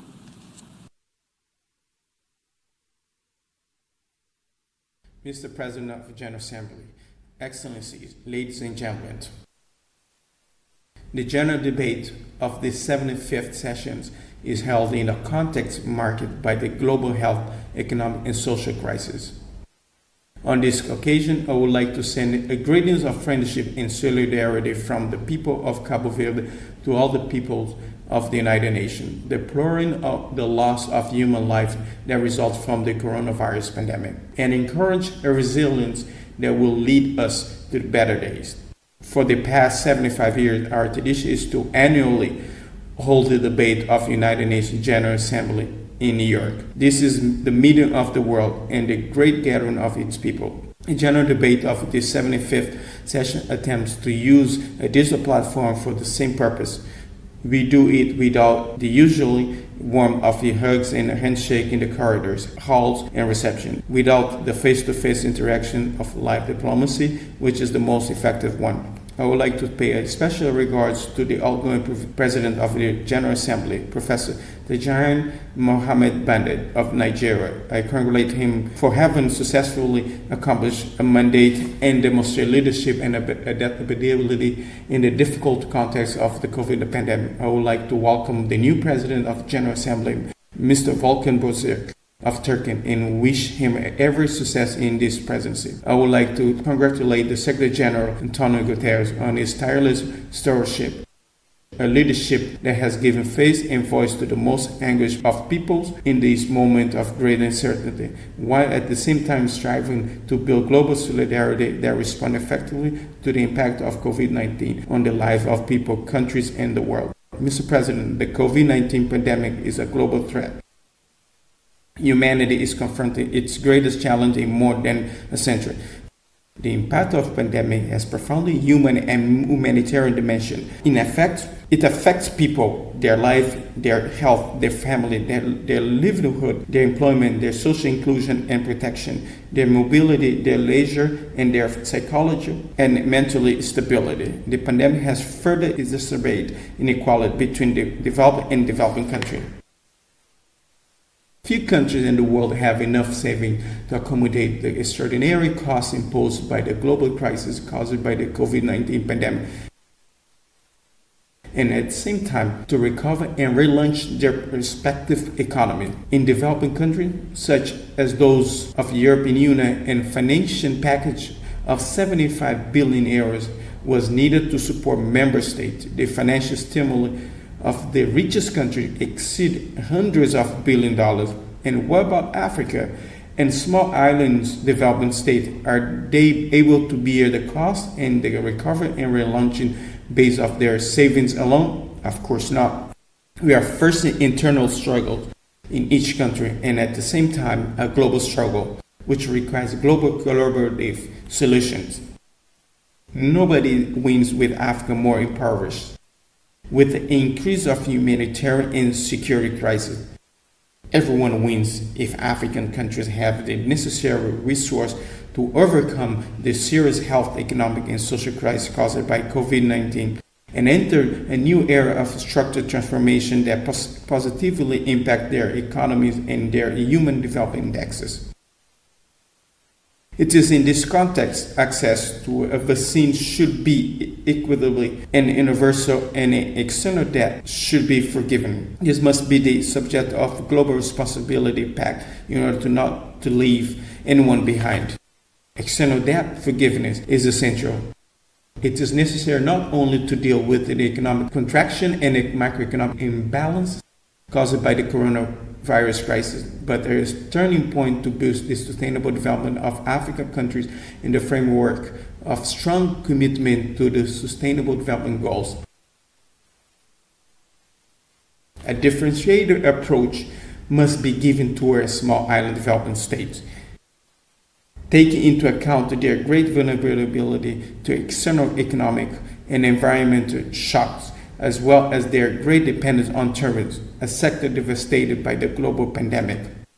Many of the seeds have historically performed well in reforms and policies aiming at increasing resilience and reducing vulnerabilities. This needs time to be effective, but efforts cannot be in vain. That is why it makes perfect sense to focus on debt cancellation or relief initiatives leading to not just the recovery of economy, but the pursuit of sustainable development. For seeds, the response of the international community cannot and should not be eligibility problem based on per capita GDP. Instead, global efforts should focus on evidence that reforms are helping nations to make progress in achieving SDGs. In Cabo Verde, our priorities has been to apply the resource released from external debt service to finance the strategic agenda for sustainable development 2030. In doing so, we emphasize human capital development, health security and public health, digital transformation, and energy transition, water strategy for agriculture associated with the renewable energy, blue economy, and sustainable tourism. They are a driver of SDG to make Cabo Verde a country that is more resilient and less vulnerable to external shocks, eliminate extreme poverty, improve household income, and creating decent job opportunities for young people with a more diverse economy. These priorities are achievable with the shortening of public investment cycles, the attraction of national and foreign private investment, public-private partnership, and cooperation for development. All of this is possible within an environment of political and social stability, low reputational risk, and a business-friendly mindset, ensured building an institutional framework of trust. Mr. President, today, once again, with the COVID-19 pandemic, the importance of multilateralism is clear. Everyone loses when economies are disrupted and when borders are closed. Some may lose more than others, but our world, its people are far worse off. The devastating potential of climate change knows no borders either. And everyone loses, especially the generation of 21st century and generations to come. Poverty, hunger, insecurity, instability, and violent extremism, such as terrorism and organized crime, have impact and implications that extend well beyond nations' border. We live today in context of serious pandemic, but it must not confine the ambition of Agenda 2030. The Decade of Action initiative launched by the Secretary General could not be more timely. We must speed up and make the implementation of Agenda 2030 more urgent so we can better respond, recover, and rebuild. Cabo Verde firmly supports this initiative. The pathway to the future we want is full of uncertainty, but the continuing mandate of the United Nations will serve as a beacon to light the way.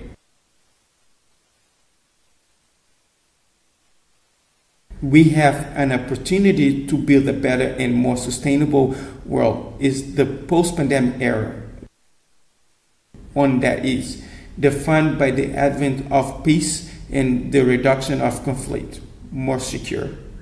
No longer proliferation nuclear weapons, more focus on human rights, driven by sustainable and human development, and energized by greater cooperation in matter of security, economy, knowledge, science, and technology, with benefits for all. Political leaders have an increased responsibility, and none from any country should be absent from the commitment of millions of young people legitimately care about their future and that of their children and grandchildren to come. The United Nations, we must unite the nation in building the future we want. This can only be achieved by reaffirming the undeniable importance of multilateralism. 75 years later, everyone agrees that it's necessary to reform the organization, namely the composition of and function of the Security Council, the revitalization of the General Assembly, the strength of the Economic and Social Council, and the alignment of work matter and cooperation among those main bodies. There's an urgency to carry out this reform, both in relation to peace building and in relation to the promotion of development, and that depends on us, the United Nations, the leaders of the world of the United Nations. Thank you very much. On behalf of the General Assembly, I wish to thank the Prime Minister and Minister of Reform of the Republic of Cabo Verde for the statement just made. I now give the floor to the distinguished representative of Madagascar to introduce an address by the head of government. Madame la Présidente. Madam President, I have the honor to introduce the pre-recorded statement delivered by His Excellency Mr. Christian Ntse, Prime Minister of the Republic of Madagascar, at the 75th United Nations General Assembly General Debate. Thank you. Monsieur le Président, Mr. President, Excellencies, ladies and gentlemen, heads of state and government, Mr. Secretary General, ladies and gentlemen. Madagascar is honoured as I take the floor to address our august assembly on behalf of His Excellency Mr. Andry Rajoelina, President of the Republic of Madagascar, on behalf of the people of Madagascar and personally, and this on the occasion of the 75th session of the General Assembly of our organization, the United Nations, during which we are celebrating its 75th anniversary as well. Mr. President, I would like to express my sincere congratulations on your election and wish you every success in the conduct of this session, which is an unusual one, due to the highly symbolic anniversary celebration that I've just mentioned, and also due to the extraordinary situation of the COVID-19 pandemic, which the entire world is currently facing and fighting. I would also like to reiterate my support for our Secretary General, and encourage him in his solemn mission in the service of Member States. Excellencies, ladies and gentlemen, given the severity of the global spread of the COVID-19 pandemic and its immeasurable impacts on all of humanity, with, among other things, nearly 1 million deaths globally, including 216 in my own country, I would like to convey from this rostrum a message of solidarity, of compassion and of encouragement to all the nations and peoples of the world. We are celebrating the 75th anniversary of the United Nations in unusual circumstances, at a distance from one another, and we must take this sign of the fragility of the world as an opportunity to come together in our shared faith in our collective future. and to come together around the human values of shared peace and prosperity that drive our organization.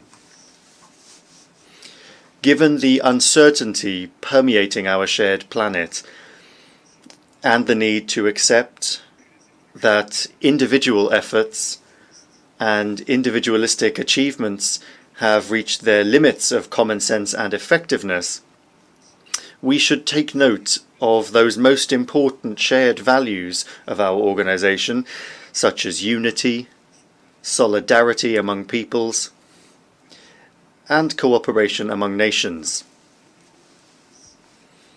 We must therefore reaffirm our commitment to what unites us and reject what divides us.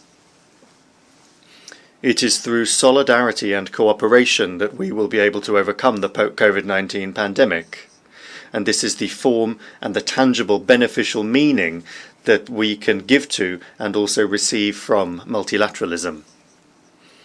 Excellencies, ladies and gentlemen, as at the beginning of its history 75 years ago, the immediate challenges facing the United Nations are immense in this anniversary year. COVID-19, which is a threat to us all, does not distinguish based on age, gender, religion, or race. The deep-rooted economic imbalances and social inequalities that we have continuously fought in our organization have been exacerbated by the health crisis. The situation in the sphere of peace, international security, and human rights has further deteriorated in some parts of the world. Several national elections have had to be delayed, which destabilizes democracy. The economic crisis has become widespread, and the resulting fragility in society has been substantially worsened for millions of our people. The unexpected emergence and virulence of COVID-19 have exposed our collective shortcomings in the face of a shared threat. This requires us to rethink the scope and the reach of the multilateralism that we are promoting, so that every country around the world has a genuine shared bedrock of resilience, along with the appropriate tools to address multifaceted shocks such as COVID-19. And the aim of all of this is so that we don't undermine decades of collective work within our organization as well as within the various regional communities. Excellencies, ladies and gentlemen, Madagascar has addressed the pandemic as much as its resources and capacities allow, raising awareness and mobilizing to protect its population and to bolster the country's resilience to the COVID-19 crisis.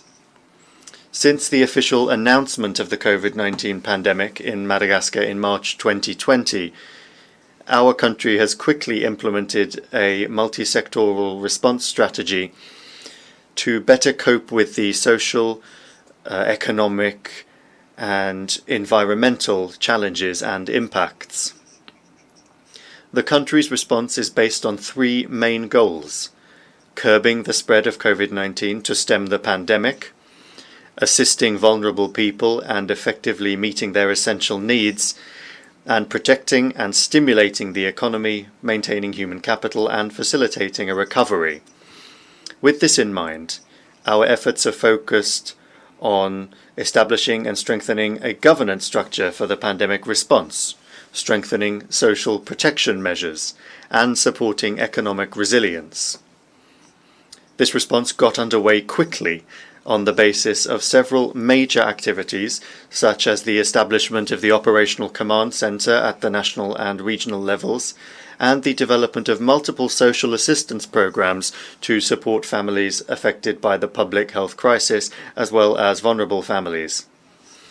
What's more, the state decided to help the private sector maintain employment and the means of production through unprecedented tax relief, helping the sectors that have been affected to better cope with the consequences of the health crisis, with aid packages such as providing seeds and fertilizer for farmers giving food parcels to some affected workers, ordering more than 5 million masks from free export companies and small private enterprises, launching a major public infrastructure investment project, and support for research and innovation to produce COVID organics, or CVO, an improved traditional remedy for effectively combating COVID-19. Madagascar has truly stood out with CVO, which is the result of major research done by the Malagasy Applied Research Institute, IMRA, given Madagascar's recognition as a haven of global biodiversity, with a very rich and varied global pharmacopoeia. CVO, which is preventive and curative, has undoubtedly allowed Madagascar to avoid a human tragedy similar to what has unfortunately happened in many countries around the world with the spread of COVID-19, because the country distributed this remedy en masse in conjunction with the many social and public health measures it adopted. Madagascar has not faced this challenge alone. It has benefited from the vital and substantial support of the international community and scientists from all over the world. And here I would like to convey to all of them the profound gratitude of the government and people of Madagascar. Lastly, on behalf of His Excellency Mr. Andry Rajoelina, President of the Republic, I would like to pay particular tribute to all of Madagascar's medical personnel, to the defence and security forces, to all the volunteers, and all the essential service workers in the public and private sectors for the sacrifice and services that they have worked hard to provide by giving care and treatment to the sick and protecting our fellow citizens and their property, sometimes risking their own lives in the process. The results we have achieved show that Madagascar has a handle on the spread of COVID-19, because the recovery rate of confirmed cases is 93%, while mortality is at 1.2%. The entire people of Madagascar also deserve our sincere gratitude for their conscientious and calm behaviour during this difficult time, and for the sacrifice and patriotism that they have demonstrated in this difficult moment in our history and the history of every other country around the world. Excellencies, ladies and gentlemen, Madagascar considers it urgent that we make up for lost time in our collective thinking and action on the impacts of COVID-19. With this in mind, it is essential now that we come up with and promote a new concept with new innovative response instruments that promote global, regional and local initiatives for the production of medical outputs, including medicines and vaccines. We must strengthen international cooperation in the area of health to make the most of the comparative advantages of each country, increasing the number of models that are available and adapted to countries' levels of technology and innovation, and promoting universal access to innovative practices and scientific data. And we must establish mechanisms to finance healthcare systems. Given the global health challenge caused by COVID-19, these proposals will only be feasible with unprecedented cooperation between nations, the scientific and medical research community, the pharmaceutical industry, and multilateral partners. Excellencies, ladies and gentlemen, Madagascar intends to rapidly catch up the delay in its development. As part of this effort, major priority initiatives have been launched in several areas, such as strengthening the fight against corruption, including in the public administration. As guarantees of good governance, the security and justice sectors have also been strengthened. Despite the impact of COVID-19 on our country's resources, respect for the rule of law and the promotion of responsible democracy mean that we will organise elections for the Senate in December 2020, since the Senator's terms come to an end in January 2021. The question of economic development and social progress remains one of our country's priorities, because only shared prosperity can have a virtuous effect on the social well-being of our people and also provide a better future for our children. Today, the international community stands alongside us as a partner in all that we are doing to overcome the major development challenges facing Madagascar. I would like to take this opportunity to thank our partners for their full commitment to Madagascar and its people. Excellencies, ladies and gentlemen, the COVID-19 pandemic has exposed the limits of multilateralism in terms of cooperation in the sphere of health and healthcare, and it is essential that we make corrections in the many important different areas that I have mentioned already.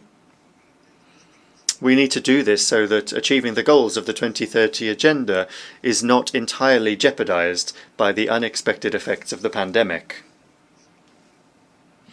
In view of our shared challenges, Madagascar calls today for a new universal multilateral initiative through the adoption of a global post-COVID agenda under the banner of the United Nations. This initiative, which could be time-limited, would aim to better diversify and coordinate all our multilateral commitments and actions to respond to the major socio-economic risks brought about by the current health crisis, in particular for the most vulnerable economies. This approach, which we want to be a more focused and dynamic one, will help us restore confidence in ourselves and breathe new life into the ideals of solidarity and multilateralism that bring us together in our organization. Now, more than in the past, it is the responsibility of each member state of our organization to hold fast to the ideals of the Charter upon which the UN was built, and to strengthen its status as the ideal framework for international cooperation to resolve major global problems such as COVID-19. This will be essential if we want to build the United Nations we need to bring about the future we want. I wish every success to the work of this 75th session, and I thank you for your attention. On behalf of the General Assembly, I wish to thank the Prime Minister and Head of Government of the Republic of Madagascar for the statement just made. I now give the floor to the distinguished representative of the Syrian Arab Republic to introduce a statement by the Deputy Prime Minister. Shukran. Thank you, Madam President. It is a pleasure to introduce the pre-recorded statement delivered by His Excellency Walid Al-Muallim, Deputy Prime Minister and Minister for Foreign Affairs and Expatriates of the Syrian Arab Republic. At the General Debate of the 75th session of the United Nations General Assembly. Thank you.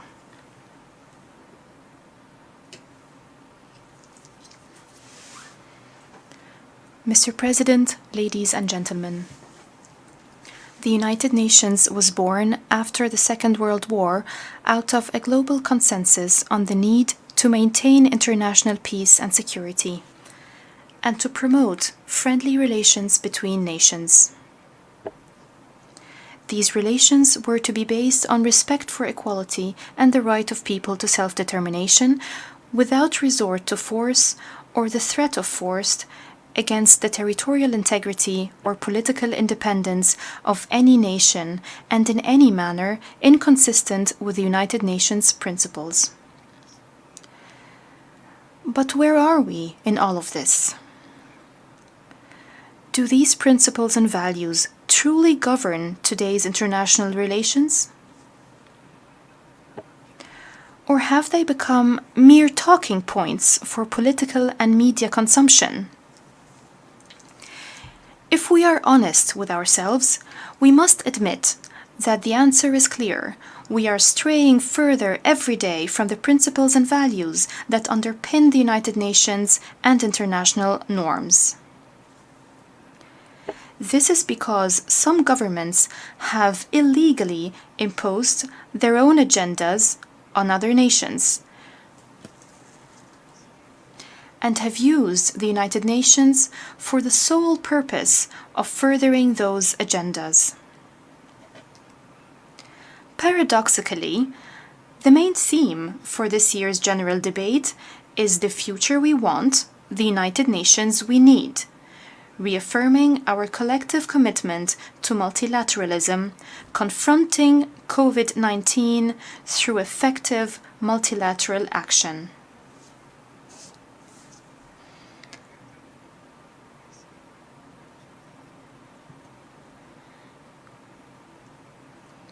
This is the main theme of the general debate of the 75th session of the General Assembly. But quite frankly, the situation today does not bode well for the future we want, nor does it reflect the United Nations we need. We want a secure and prosperous future, free from terrorism, occupation, and inhumane sanctions. We want a future that respects international law and promotes dialogue and understanding between nations. We need a United Nations that upholds the principles and purposes of its charter and unequivocally stands against wars and warmongers. We need a United Nations that supports its members while avoiding politicization, illegal interference, and attempts to destroy nations and communities. This is what we have wanted all along. This is what we need today more than ever before. This is more true as we confront COVID-19, which has posed global humanitarian and socio-economic challenges that have spared no nation. It has created exceptional conditions to the extent that we are forced to address each other today remotely and through pre-recorded statements. The important question is, will this new reality compel some to put aside their narrow interests and return to the right path? Today's imperative is that we combat this pandemic together through multilateral joint action, with deeds and not with words alone, to build a more equal world, better equipped to withstand crises and achieve real sustainable development for all. This is what we hope and work towards. Unfortunately, the reality on the ground is the complete opposite. Political agendas continue to take precedence over humanitarian agendas. As the COVID-19 pandemic rages across the world, unilateral coercive measures imposed on the Syrian people and other peoples are being renewed instead of lifted.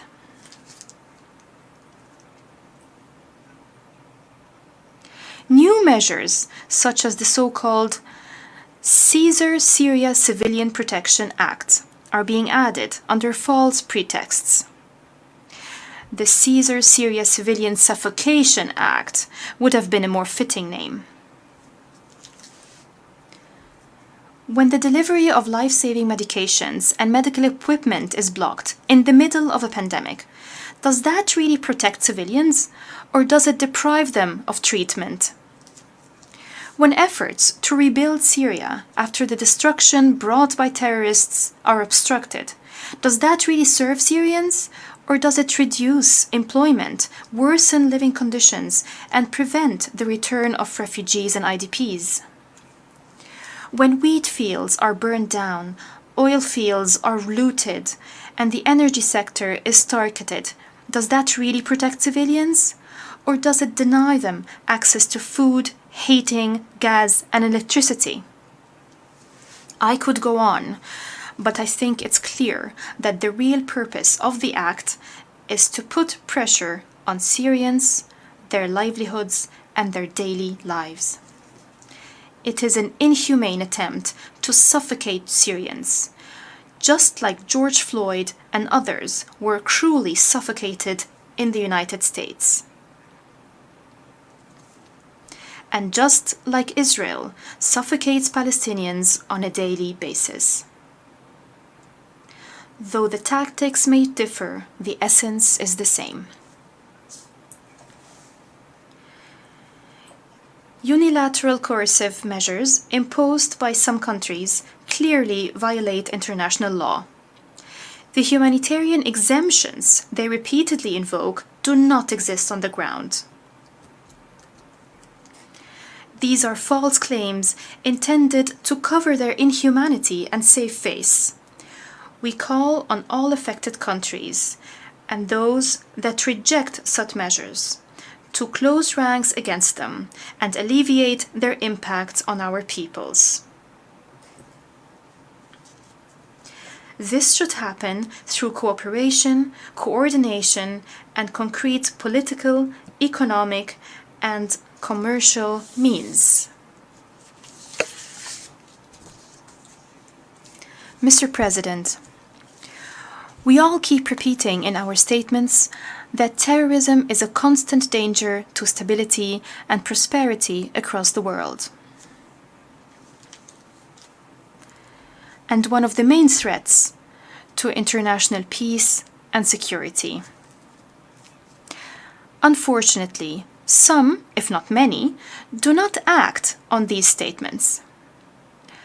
All relevant Security Council resolutions have yet to find their way from the UN archives to implementation. Our joint actions haven't risen to meet the threat posed by terrorism.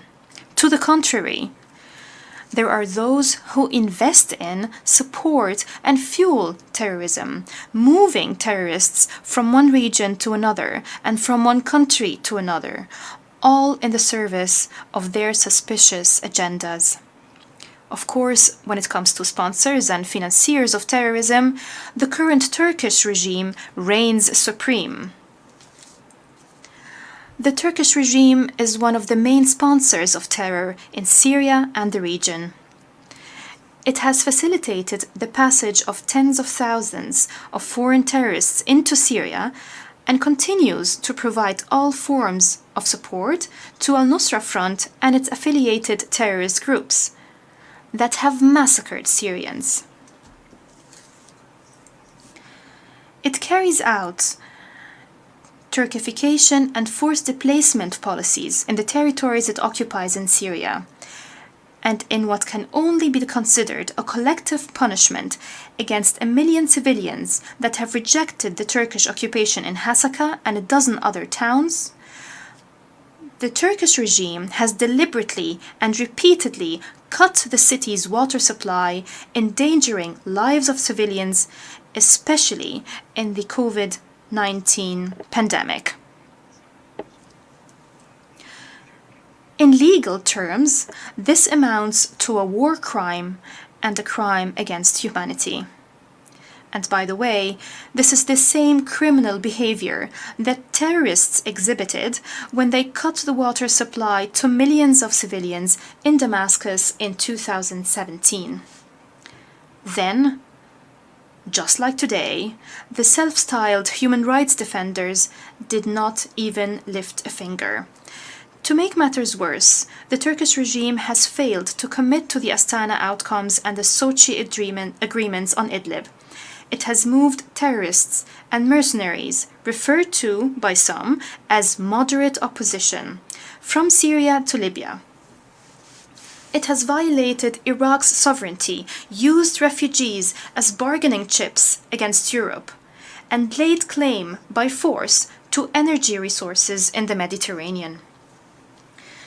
The current Turkish regime has become a rogue and outlaw regime under international law. Its policies and actions, which threaten the security and stability of the whole region, must be stopped.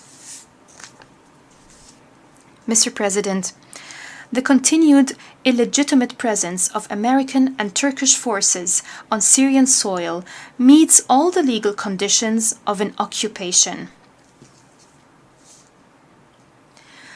The Syrian Arab Republic will spare no effort to end this occupation by all means possible under international law. The actions of these forces, taken directly or through their terrorist agents, secessionist militias, or manufactured and illegitimate entities, are null and void, with no legal effect. They are a flagrant violation of Syria's sovereignty, independence, and territorial integrity. In this regard, we condemn once again all the crimes of the so-called global coalition committed since the start of its illegal intervention against Syrians in the northeast. These include siphoning the oil, preventing farmers from selling wheat to the Syrian state, attacking towns and Syrian army checkpoints, and destroying houses and infrastructure. I also condemn the actions of the so-called SDF. These secessionist militias are plotting against Syria's unity and its people and looting its resources. They detain and kill civilians that oppose them in northeast Syria. They assassinate regional figures. My message to them is simple. Stand with your country and learn from history before it's too late. His Excellency President Bashar al-Assad, President of the Syrian Arab Republic, made our position clear on all of the above when speaking before the elected members of Parliament, and I quote, "In the middle of global convulsions and in the throes of chaos, obfuscation and lies, we will not lose focus. We will not miss the target. Just as our enemy's policy is one of supporting terrorism, our policy is to decimate terrorism and liberate remaining territories to restore our territorial integrity and protect our people. Timing will depend on the readiness of our armed forces to march into battle. When the battle starts, we will not distinguish between homegrown terrorists and foreign ones. We will not differentiate between terrorists and occupying forces. We will not make a distinction between Zionists, Turks, and Americans. On our territory, they are all enemies." End of quote. In this regard, I pay tribute to the Syrian Arab Army for their sacrifices. It was in large part thanks to them that we have been exceptionally successful in our war on terrorism. I would also like to thank our allies and friends for their valuable support and assistance in this noble fight. Mr. President, the Syrian government has always engaged in the political process. We have participated openly in talks in Geneva, consultations in Moscow, and meetings in Astana. We have dealt positively with the outcomes of the Syrian National Dialogue Congress in Sochi, including the formation of a committee to discuss the constitution. We have had serious and constructive conversations with the Special Envoy for Syria in the lead-up to the formation and convening of the Constitutional Committee in Geneva. We hope that the committee will succeed. Success, however, is only possible if there is no external interference whatsoever in its work and by any party. Since the committee was formed and started its work, it has become the master of itself. It is up to the committee to decide its methods of work and its recommendations. The whole process, from A to Z, must be exclusively Syrian-led and Syrian-owned. Syrians have the sole right of determining the future of their country. Mr. President, Israel persists in its systematic and grave violations of human rights and international humanitarian law in the Syrian Golan, occupied since 1967. This includes settlement construction, racial discrimination, arbitrary detention, torture, and looting of the Golan's natural resources. Over the past few years, Israel has also supported terrorists and launched repeated attacks on Syrian territories. It is worth noting that as these violations continue, the so-called international community has remained silent. Some have even supported Israel and perpetuated the occupation. This is yet another sign of the hypocrisy of these countries, who only champion human rights when it suits them politically. That being said, it is delusional to think that the difficult situation we face in Syria could change the fact that the Golan has and always will be part of Syria. And we will not rest until we recover it fully up to the borders of June 4th, 1967. This issue is not subject to any bargaining, blackmailing, or statute of limitations. No illegal Israeli action and no US decision will change anything at all. They are null and void and carry no legal effect under international law and relevant UN resolutions, notably Security Council Resolution 597 of 1981. Mr. President, as a matter of principle, Syria reiterates its steadfast support for the right of the Palestinian people to establish their own independent state with Jerusalem as its capital along the lines of June 4, 1967. Refugees must be granted and guaranteed the right to return to their homeland in keeping with international law and relevant UN resolutions. We condemn the war crimes and crimes against humanity committed by Israel in the occupied Palestinian territories.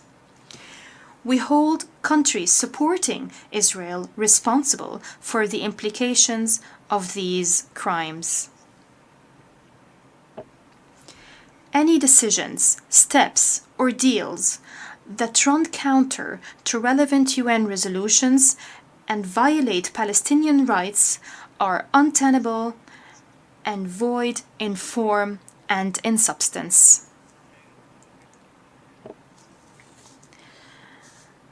Mr. President, Syria renews its support for the Islamic Republic of Iran against the US policy aimed at undermining the nuclear agreement and destabilizing the region. Such policy reflects the US administration's disregard for international law and their obligations under international agreements. Syria also condemns the unjust economic embargoes on Cuba and Venezuela. We stress that the sovereign rights of these nations must be respected, and we reject any form of interference in their internal affairs. Thank you. On behalf of the General Assembly, I wish to thank the Deputy Prime Minister and Minister for Foreign Affairs and Expatriates of the Syrian Arab Republic for the statement just made. I now give the floor to the distinguished representative of Singapore to introduce a statement by the Minister.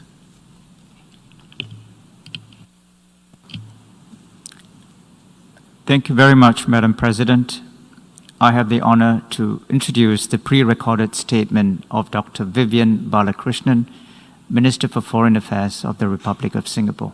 I thank you. Mr. President, Excellencies, ladies and gentlemen, this is the first time in the UN General Assembly's 75-year history that world leaders are not gathering in person.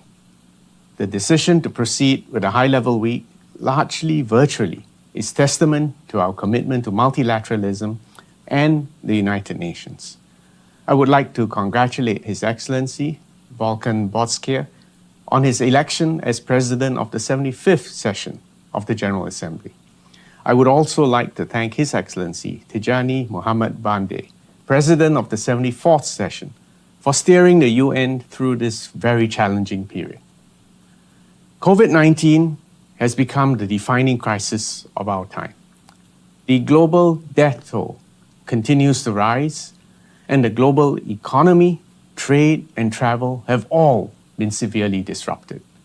Millions of jobs and hundreds and thousands of lives have been lost. The world is facing a period of prolonged turmoil. The multilateral system is confronted by nationalism, xenophobia, the rejection of free trade and global economic integration, and the bifurcation of technology and supply chains. But these threats are not new. COVID-19, in fact, has accelerated and intensified these pre-existing trends. Protectionism and unilateral action will ultimately be self-defeating. First, modern supply chains are very complex.